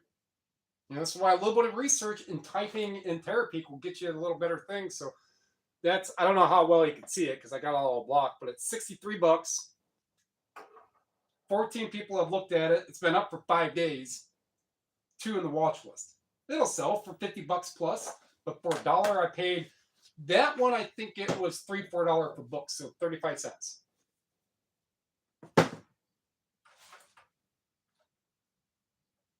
B19.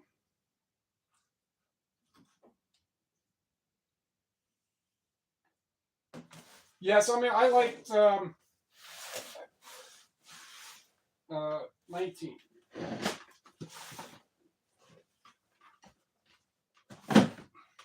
Game over, man.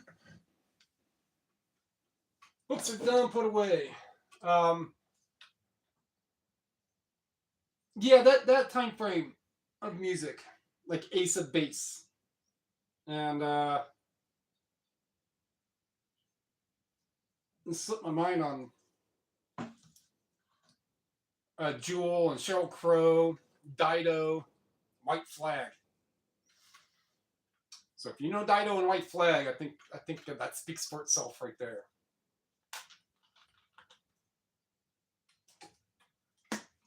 And it's just like right there, that entire sentiment, that when you just talking about female artists of that time frame and naming some, and then being able to pin it down to one artist and one song is like, then I made that little extra narrative to it, like, if you know what I'm talking about, yeah, that song right there.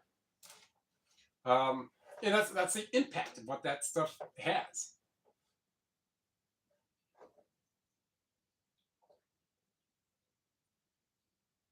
Here's some other Poe, Poe was another one from that time frame. Kay's Choice was another. She may have been more local around here. Kay's Choice. There's one that it's called Not an Addict.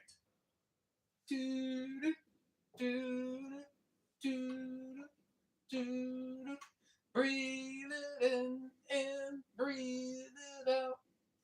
Pull it on. It's almost out.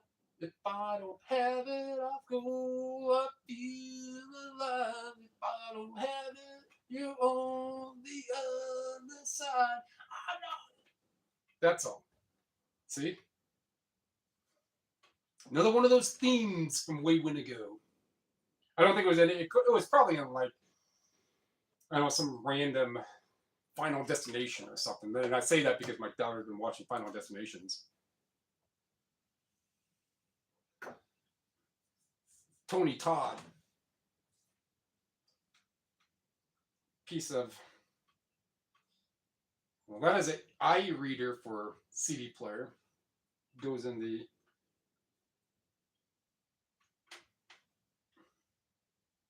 But that is putting the stuff away.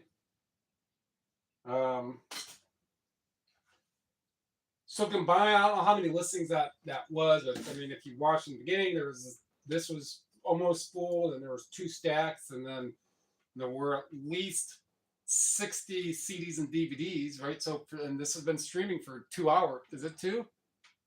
Yeah, 2 hours. So if it wasn't for stopping and chatting for those 100 plus listings, it's what that did with a small system of knowing and keeping stuff organized when you go to put stuff away where it needs to be put away at. You can see it doesn't take a lot of time to put that stuff away. Now, some people would just grab a whole new box, however they organize or whatever they do. You just grab a whole new box, label it right then and there, and be like, all right, everything I'm listening to today is going in that box, and then that goes put up on a shelf. However people do it. But inventory management, knowing where the stuff is and keeping. And this place here is a very small apartment in comparison to where we lived before. It's small, and I'm able to keep the rotation of stuff that I do out of this place. I mean, we have a carport which is about as wide as this dining room, which then goes in the utility. Which I mean, I could throw a piece of dust that weighs nothing, and I'll hit the washer and dryer. That's where it is. This is one of the small townhouse type apartment. But you got to live the vertical life.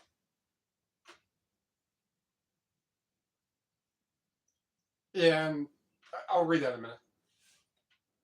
And with the bookshelves, I mean, of food, and that's one problem. I mean, she's buying food, and it's always been, always have food and keep track of what will expire, but you really don't throw much food away, but it's always good to have the stuff. But there's not a lot of room, and even at that, it doesn't take up a lot of room in what it produces. How far I have to go, how much time I have to consume in getting stuff and bringing it back, and the amount of time involved in just getting pictures and getting stuff listed and then later put away. It's no time. It's easy, and I would love. I mean, I can get a little more organized in here, which is kind of the passage of what's going on right now is slowly getting stuff moved around, shifted around. You've heard me say that I've taken some stuff down. I went through those electronics so I can consolidate more space, and now I've got these chunks of stuff that are taking up room. That's just now all this junk is all consolidated in 2 bins instead of just all over the place. And that's allowing me to move more stuff around. I like doing media because all the other items, and it looks like clothes. I could bring the phone up here, but clothes take up too much space. Yeah, so I mean, I did clothes, never really a lot. So I may have said this before. So we had an apartment fire. Our daughter was still in diapers. And then where we were at temporarily, I was able to, where we were at, it was a 3-story townhouse. And there was a whole basement where I kept inventory, and this is 20 years ago. A whole basement where I kept inventory, but it's primarily like some different electronics and stainless steel flatware. I did a lot of flatware, and I did some ties and a few other things, but it really wasn't full. That was just selling stuff because I could, because I was still going to thrift stores and I knew I could find some of it. So after we moved, I had to find something because I didn't have immediate access to that stuff because we had to wait for it all to be cleared out, and we had to get it transferred someplace else. So either way, so I started getting into printed T-shirts, mainly like band shirts and stuff. So I did that for a little while. I found a couple like $100 shirts here and there, but the frequency, for what I remember from then, for on how much you can find for how much effort you're putting in, to me, yeah, someone in clothing, even a novice in clothing, would be in a store for 2+ hours. I'm not going to speculate what they do or don't find, but sometimes lucky to walk out with a $40, $50 pair of jeans or a T-shirt or something. I can go in to spend half that time and walk away with 5 times more valuable things. I mean, I can walk away from a store with a couple books, 2 CDs, and a DVD set. That's $500. And there's so much time, let alone the space, because clothing can't sit. Same thing with shoes. I mean, unless they're absolute, I don't discourage anything, but unless they're absolute like collectors, like a floor sheen, like an old Italian-made floor sheen Kenmore design goat skin loafer that you're going to find at the store for probably, for dress shoes wise, used, they're probably going to be like $15. Those are $600, $700, $1,000 pair of old vintage short floor sheen, but most of all the other ones you're going to find are going to be like that. But they do take up room, and then you have to be that one person like, oh no, they're a 1/4 inch too small, I'm returning them. A book it's got words and people know what's in it. So back to that. So I have steered away, but I have done accessories like neckties and belt buckles and tie clips and links, and I did some watches just because they were smalls. Every so often, if I see something really cheap and valuable, I'll get it. Yeah. I mean, if I told you that if I told you that a quarter, I'm going to give you a quarter. Right? It's really cheap. Like it's not valuable. It's a silver quarter. A silver quarter. Yeah, it's going to cost you 25 cents, but it's worth about $10 right now. Well, I didn't pay a whole lot for it, but it's got, fuck yeah. Do that all day long. Buy a house if you can make $1 million on it. I mean, that's one way I think about it. But if you can definitely get stuff cheap, and that's media, I don't have to worry about what is cheap or not. I already know I'm not going to pay much of it. Anything, most of the time, is not going to exceed $3. By average, it's going to be under $2. Yeah, it would have to be a pretty nice pair of shoes. Yeah, so I did shoes for a hot while too. Mainly because a lot of them sold, but I mainly wanted to stick into the more tactical over the practicables. Like, yeah, you could buy a pair of New Balance 554s, or you could buy a pair of what is that, Tiger and Nakasuchi or whichever old vintage shoe. You could buy those, and they're 40, 50, $60. But you could go find a nice pair of Solomon high strap mountaineering boots that are $600. So I'd stick with the better, more tactical stuff, the Bates, the Wellville, even some higher end Morels and the Solos and a High Techs, and those brands like that people, a used pair of High Techs are $100. Those will sell quick because those are tactically, those are used all the time. And tennis shoes, different story. So that's just my brain. It's like, if I want to spend my time with that, I'm not going to nickel and dime over a couple pair of New Balance when I can just find boots, and they're going to take up room, but they're going to be $100 a pop. No reason here. Neckties are good. Briones, yeah. Briones, Giovanni, something at Italy. Hermes, Salvatore Ferragamo, Erminalo Galdo Zegna. And then you have the novelty ties like the Beatles ties and the ones by Apple Corp for Beatles and Jerry Garcia and the Grateful Dead. Those novelty ones, Ralph Marlin's. Fuck, some Ralph Marlin's are 50, 60, $70. It's just novelty tie, primarily from the 80s and 90s. And even some Disney ones have, I mean, I remember doing quite well. There's another, yeah, there's a handful of Rush Limbaugh. His could do, I mean, a surprise $300 fucking Rush Limbaugh tie. What? With the gold chain? That was all easy stuff, man. That weighed 4 or 5 ounces. A bubble envelope, folded over, sent it on its way. And I mean, that's when first, up to 4 ounce for first class was $3. When I did a lot, oh, wrong thing. I'm getting trunk ties. Yeah, so a lot of his back way when ago had had minimal value for the trunk ties, had minimal value. And now they do. I mean, I don't do ties, and there are just a lot of the Nature Conservancy was another one that the poison dart frog. Sometimes a lot of animals on them, and it's not even or Brooks Brothers with the golden fleece, the little flying lamb thing. That one's needs charged. But there were a lot of, and the same brands would go for like the cufflinks and things like that. And a lot of times it would, well, not a lot of times, a handful of times it would be I would have a tie clip and cufflinks with the Hermes. And that'd be $400 for that Hermes tie with the chain or the stay. Yeah. I would just, is what I did, I would just take the tie, fold it in half, lengthwise. Sometimes I would put the measuring tape just on the lengthwise, and then eventually I just put the length in the title. And then I would fold over another half to where it'd be closer, and then I would take the skinny, the back tongue, and flip it over to show where the sewing is on that crease on front of the front tongue, right beside it. That way you could see both the back and the front, and then I would flip it over, do the transverse, especially if you had a label. That way you got a couple pictures of it.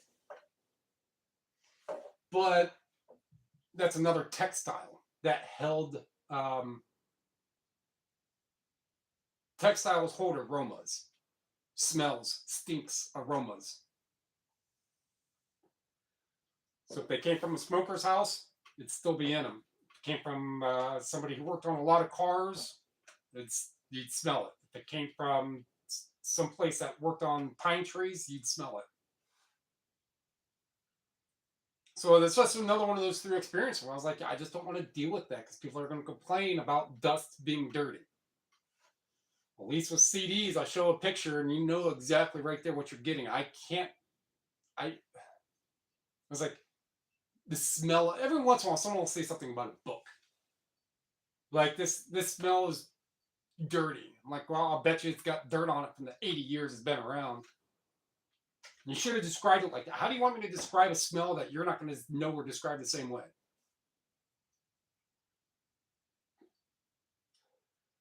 But physical media serendipitously just kind of turned into, it's just so much less work, less headache.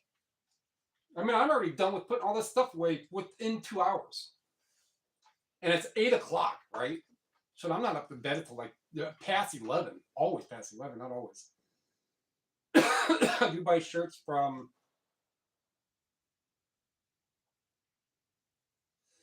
read on. Okay, so you buy shirts for yourself. A pearl snap, yeah. So the pearl snaps can do quite well. I see a lot of those coming back.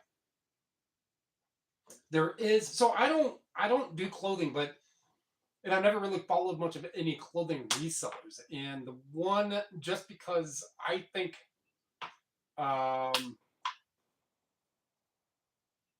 the fuck's his name now?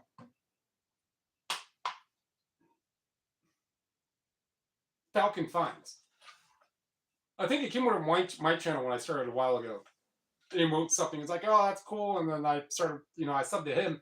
But he does primarily clothing. And there are so many people that are even, I don't want to say quasi aficionado and try to be mean about it, but they know a lot about what they're picking up on, what they're learning. Same thing with me. I mean, I'm picking up on all kinds of stuff. Will I buy 1970s stamps and stories books made by the USPS again? No. No, but I mean, a lot of this other stuff. Will I pick up religious stuff? Oh, yeah. I'll definitely look it up. But the Pearl Snap things, yeah, he was saying something. I don't remember the brand, but the same thing is like he'll come around brands that he knows and he'll refer to other people. But the Pearl Snaps are definitely coming back. That 70s, 80s look. The like an abalone type sheen type look to it.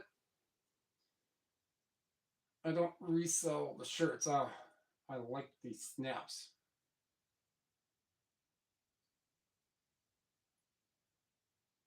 Oh, wow.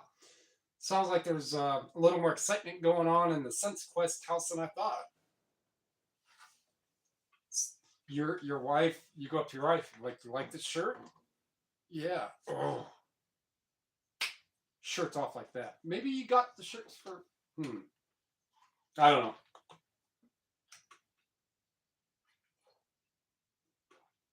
So that's done. I had a couple digits of viewers come and go. I wasn't really expecting this many, but to come in and chat away. I mean, I can keep talking if you want. I don't have anything to do. The stuff is put away. Then I just have to build a temporary itinerary for tomorrow. So when I get up at 8, a little bit before, I want to go out to Avon. I've said it over and over, and I said it over and over again. Now, not that exciting, huh? Then I want to get back out to Avon because there's a bunch out there, and I need to get it back on a rotation because coming up next week is daylight saving, right? So now it's going to be dark at 7. So if I want to keep that Avon rotation, I want to be able to get one in now. That way, my next one, I know it's going to be plenty, in that time frame. Claustrophobic with regular buttons. Did I read that right? Claustrophobic? I'm going to guess. I'm barely making out the characters. Yeah, I think this is this phone.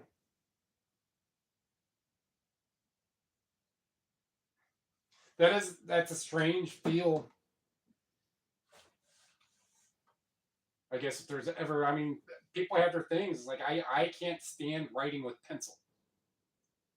I hate the sound that it transmits through my body and it gets to my ears. I hate that sound. I hate that feeling. Everybody has their thing. If I had a pencil, that was the only thing that there was, yeah, I'd make do. But I just can't stand writing with pencils. What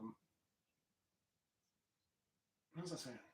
Yeah, so I have to make my itinerary for, generic itinerary. So if I make a video, I mean, there's not many in sales. Let's see what's up.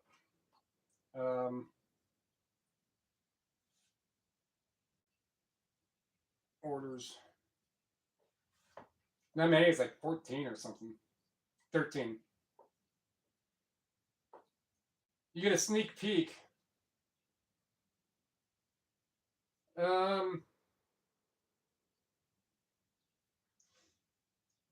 Yeah, let's see. Your highest out of all that is this. I mean, it's not, but so far is this book right here is $30. Just listed that one, right?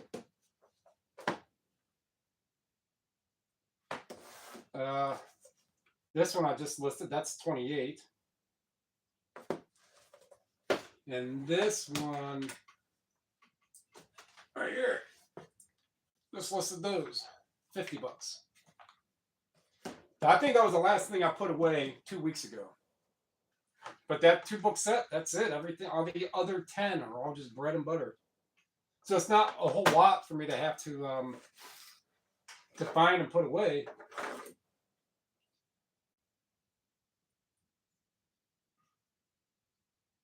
Yeah, I mean, I see it had some Wrangler, had been some Wrangler something or some Dakota. I mean, Mom bought my clothes, and My brother was born in 70. So you gotta think if that was clothes that was around and cool when my mom and dad were just getting out of their teenage years with their first kid, my brother, in 1970. What did I end up wearing? I'm sure next time I go to my mom's, I'm gonna pull out some. I know I have one with like a really, really fine. It's like a blue and red plaid, really, really fine, whatever the blend was, right? But however it was made, really, really fine, and it had the pearly buttons. So I wore some in my time, except for I was a weed. I grew fast. I was a very big baby when I was born.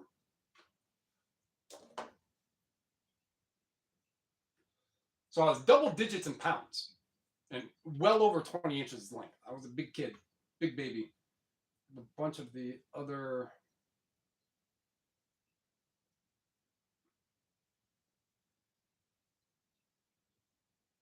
wind rives.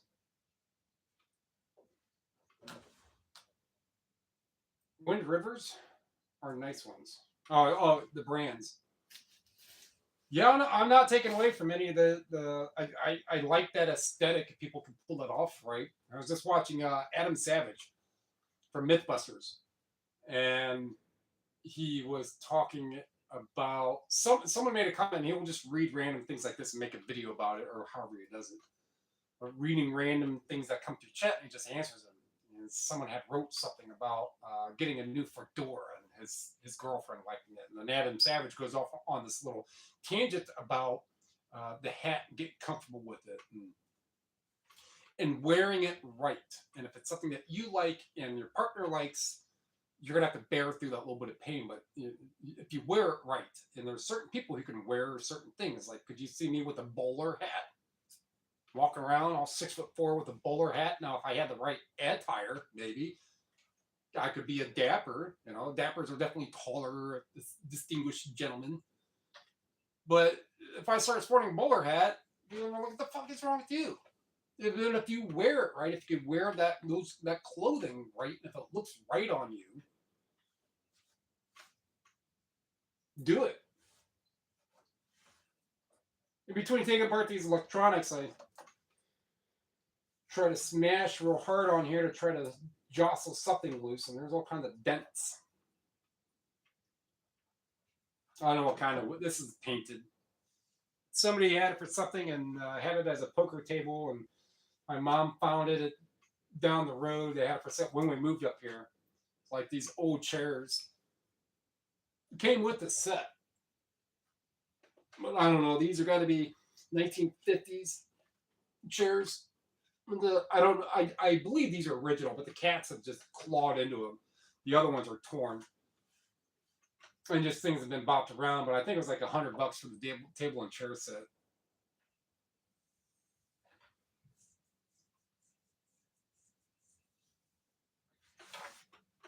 And we were just talking, it's like, man, I get my bike.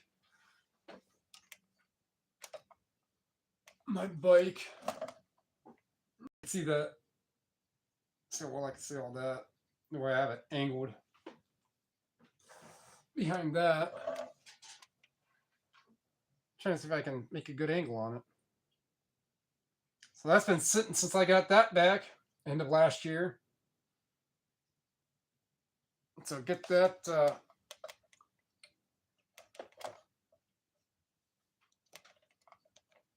up and going. The rims are right over here. And I got a pump that's right under my feet, actually, the pump. Make sure that the tires got plenty of air, and I need to get, eventually I'll get proper riding shoes, but I do have boots that have a good little grip on there. It did. A little bit of snow came back. So it went from 50s, so 13C, roughly, to, and for this time of year at the middle of February and so on and so forth, for it to be like even 17C, which is still going to be closer to about 60 degrees. It got to like 62 degrees, right? So still 17, 18. It was nice. And then the past couple of days, it's just right back down. Yesterday, I think it got to a high of like 22. So 5C, maybe. Yeah, and then it snowed a little bit this morning, and then I did it throughout the day, and then a little bit since I've been streaming. But the weather-wise, the temperature is probably get back to about 14, 15 C, but rain.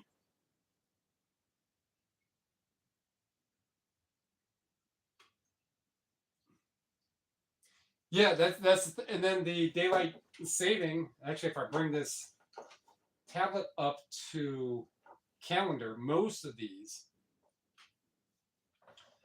will read. Yeah, on the 8th. So next Sunday,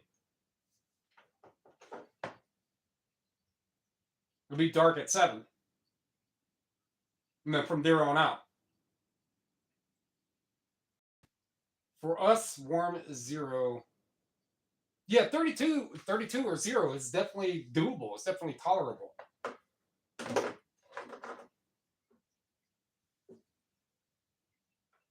Oh, that one's dead. Well, needs charge. Yeah, zeros. And where I'm at, up on the lake, you're going to get more wind. This is a weird direction. Going to get more wind up here. And then not too many miles, kilometers over. A handful. Maybe 10. Doesn't matter which unit you want. 10 miles heading more east up the lake is where it starts to get more snow. For the constant, the snow belt technically starts 2 towns over. But it's more windy right here. Because right where we're at is where it starts to cup right back up. And then everything west of where we're at in Menor, in this little section of Menor, everything west is open water or an airport. Or just shoreline. So it's just straight flat, and then it starts to come back up, and then Menor's right there. So you can get a blast of that wind coming all the way across the lake from all the way in Chicago, just moving across. You'll get the wind, not as much snow. You go a half an hour east of here.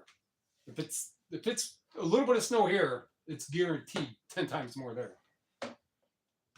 And that's actually, wife and I were talking about that today, about just on how ideal and opportune this location is. Because literally, even if I just say kilometer, there's 2 highways a kilometer either direction. If I were to just go a few more blocks south, it would be equal distance in between the 2 of them. And then those are there, the grocery stores. There's a Walmart and a Target. One direction, 10 minutes one direction. And then there's a mall and an Aldi grocery store and a couple of other things in strip plazas, 10 minutes the other direction. You go north, there's not really too much going north. But I mean, if we go directly north of here by one of the highways, there's like an Always bargain outlet, and like a Gabe's and a little bargain outlet place in the Civic Center, and the police department's right there. It's very, very local to a lot of things. So it makes it real easy for me to just jump on the highway and get going. And then to know where the different stores are, and I've done them plenty enough times to where, a matter of fact, the one that I just went the other day, I did it a different. I started in south of here, in Macedonia, Solon, Twinsburg. Those ones I may mention them. They're the same store, but same vicinity. I just used interchange of the names. But I started that one. I just did a different route because I'm so used to just doing it one way. I just went a different route. And doing that, I managed to leave a store that's nearest to me, the one in Mayfield. I didn't do that one. Because by the time, if I would have gone there, and by the time I would have got back, it would have been after 7. And then, yeah, I don't like really being, I like to be back 5 to 6, like everybody else. My work day. Unless if I'm out and about that long, if I want to come back and if I want to do 20, 25 self-similars, it's not going to take long. That's another hour. That bit of that job is done. I got my stuff that got done. The stuff got packaged that got done.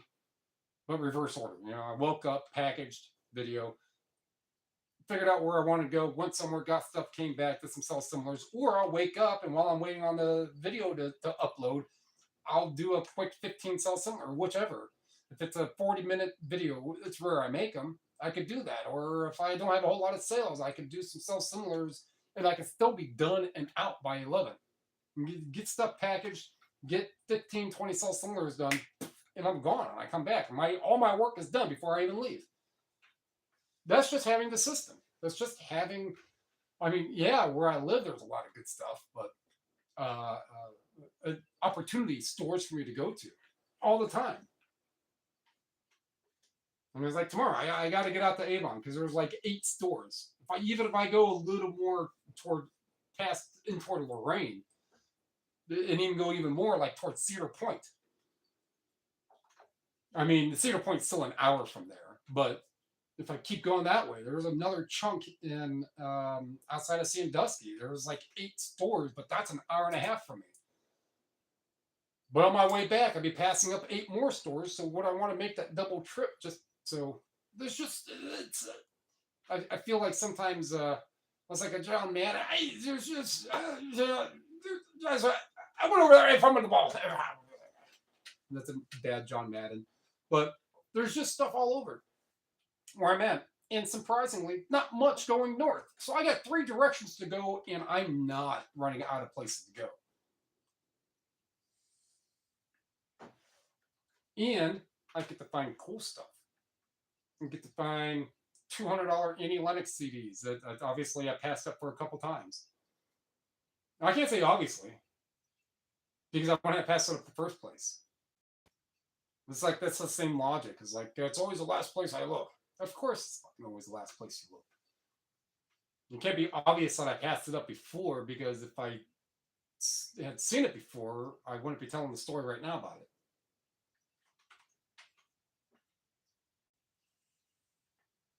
So let's see here. I'll let this one run to 3 hours, but maybe not even that, because I drank all that, and there's not enough liquid in the air to fulfill my parchment. And then my plugins. So I'll say it again. Tomorrow I will, or sometime very soon, I will contact Board Sort, which is known as boardsort.com, where you can sell circuit boards and stuff too.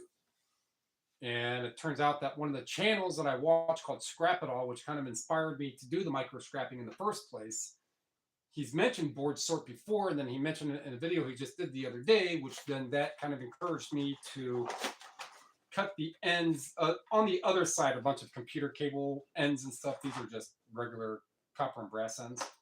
But I'm not going to throw any of that away. I don't know what they'll buy or not or give me. I doubt that. Either way. So he said Ohio, and I was like, oh, okay, that's where I'm at. I found out where they're at. They're in Alliance, which isn't too far from here, which is just a little east of the Football Hall of Fame. Alliance, straight down Route 62, State Route 62, right off 77. Actually, you can get right off that highway, right at that exit. You can take 62, and you're right by the Ackercant Airport. And the next south is Whipple Avenue, I want to say, or Portage. And you get off at Portage, and that's where the Football Hall of Fame is. But at 62 by the airport, you can go head east, and you'll end up on Atlantic Avenue in Canton. Then you just keep taking that all the way through, and then you end up in Alliance. Like I didn't live out there before. I did with my dad.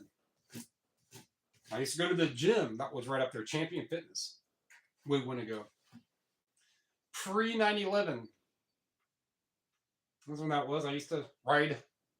I had a Fuji and a Peugeot, a couple of road bikes, old road bikes, 70s.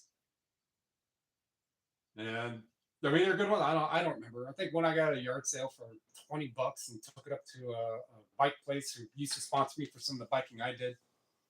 I don't remember. Maybe I paid him $50, $60. I don't remember. But just a long time ago. and they tuned it up and fixed this and fixed that. And I moved in with my dad out there on the border of Alliance.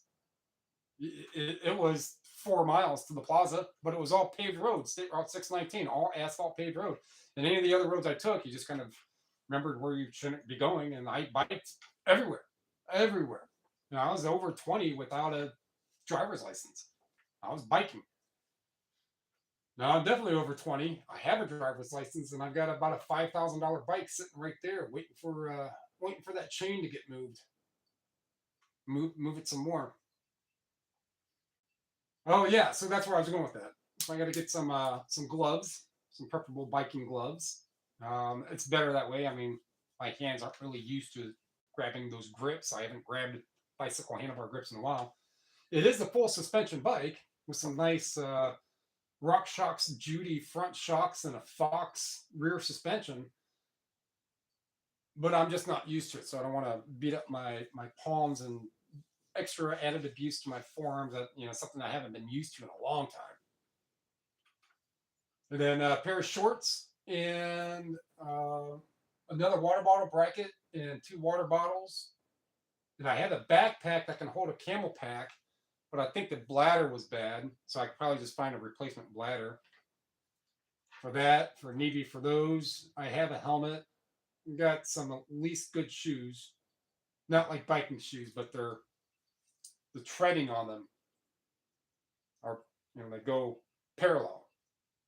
So when I put them on the teeth on these pedals, part of the teeth are getting on like the part of the tread, and the other part are getting up in the little channel of the tread. So my feet are more planted on there because those don't have straps. Unlike, those are like fat platform, big platform BMX pedals. So it's basically what your mom would call an emergency room. I'm not going to buy that really, really nice Haro freestyle bike for you for $200 because I can tell you right now I'm going to end up taking you to the emergency room 8 times. Those kind of pedals. So maybe I should buy some shin guards too. Might as well just buy a freaking bubble. Just live in a bubble.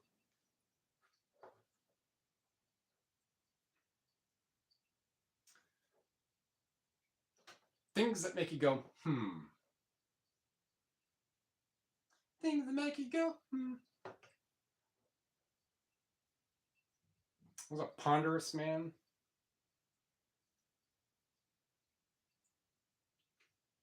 Really ponderous. So I guess I'll yammer on. Doesn't show how long that chat is, or how long that's been streaming. About 10 more minutes. So I can send some offers. See what that excitement is for these offers. 7. Oh, this is an interesting one. I'll actually show this. Oh. All right. So this is a book I got at Savers a while ago. They have a date stamp, and it's going to be from at least 3 years. Okay. So first, I had to narrow it down. So this is the press. I just thought that this was really interesting just on how this is designed. So it has all this better quality paper. I'm like, oh, all right. So it's signed. But look at the changing in the fonts that's throughout here. And it's signed again. You can see the different fonts and styles that kind of, they're small variations. And these are just like poems and writings and thoughts and interesting things about this particular person from, I want to say it's Luzerne County, PA. Wes Davies Memories. Now, where my brain went with this, when I got it and I looked at it, somebody had the money in this time frame, 1962. Somebody had the money to go to an independent press, which was in there as well, wherever it's called. Commercial Press was the name of the company, and have them make, bind, and I don't know how many copies there are, but at least one, um, a transcribed version of this guy's thoughts, words, poems, and what have you.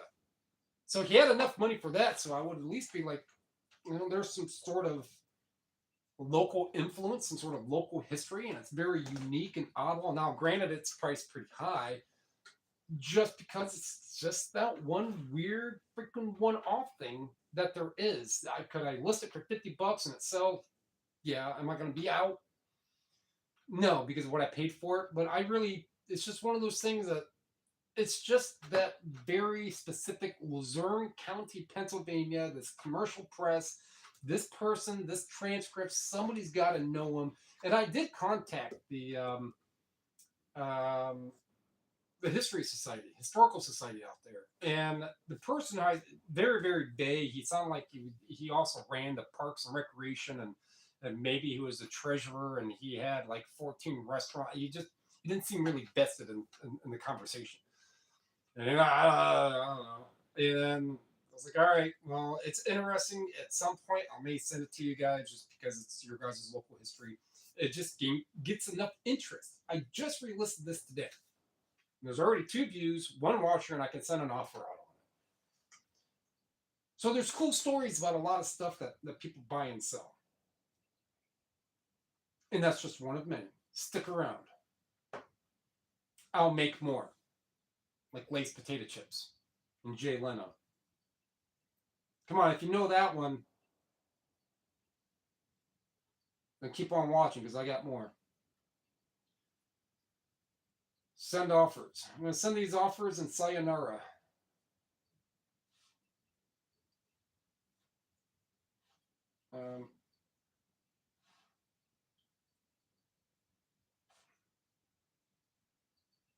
So right now with that offer sent, it's $250. I don't know what I'll ever get for it. I mean, I'll just keep pricing, bring the price down. And see what happens. Somebody pays me $100 for it or whichever. It's just one of those really, really weird.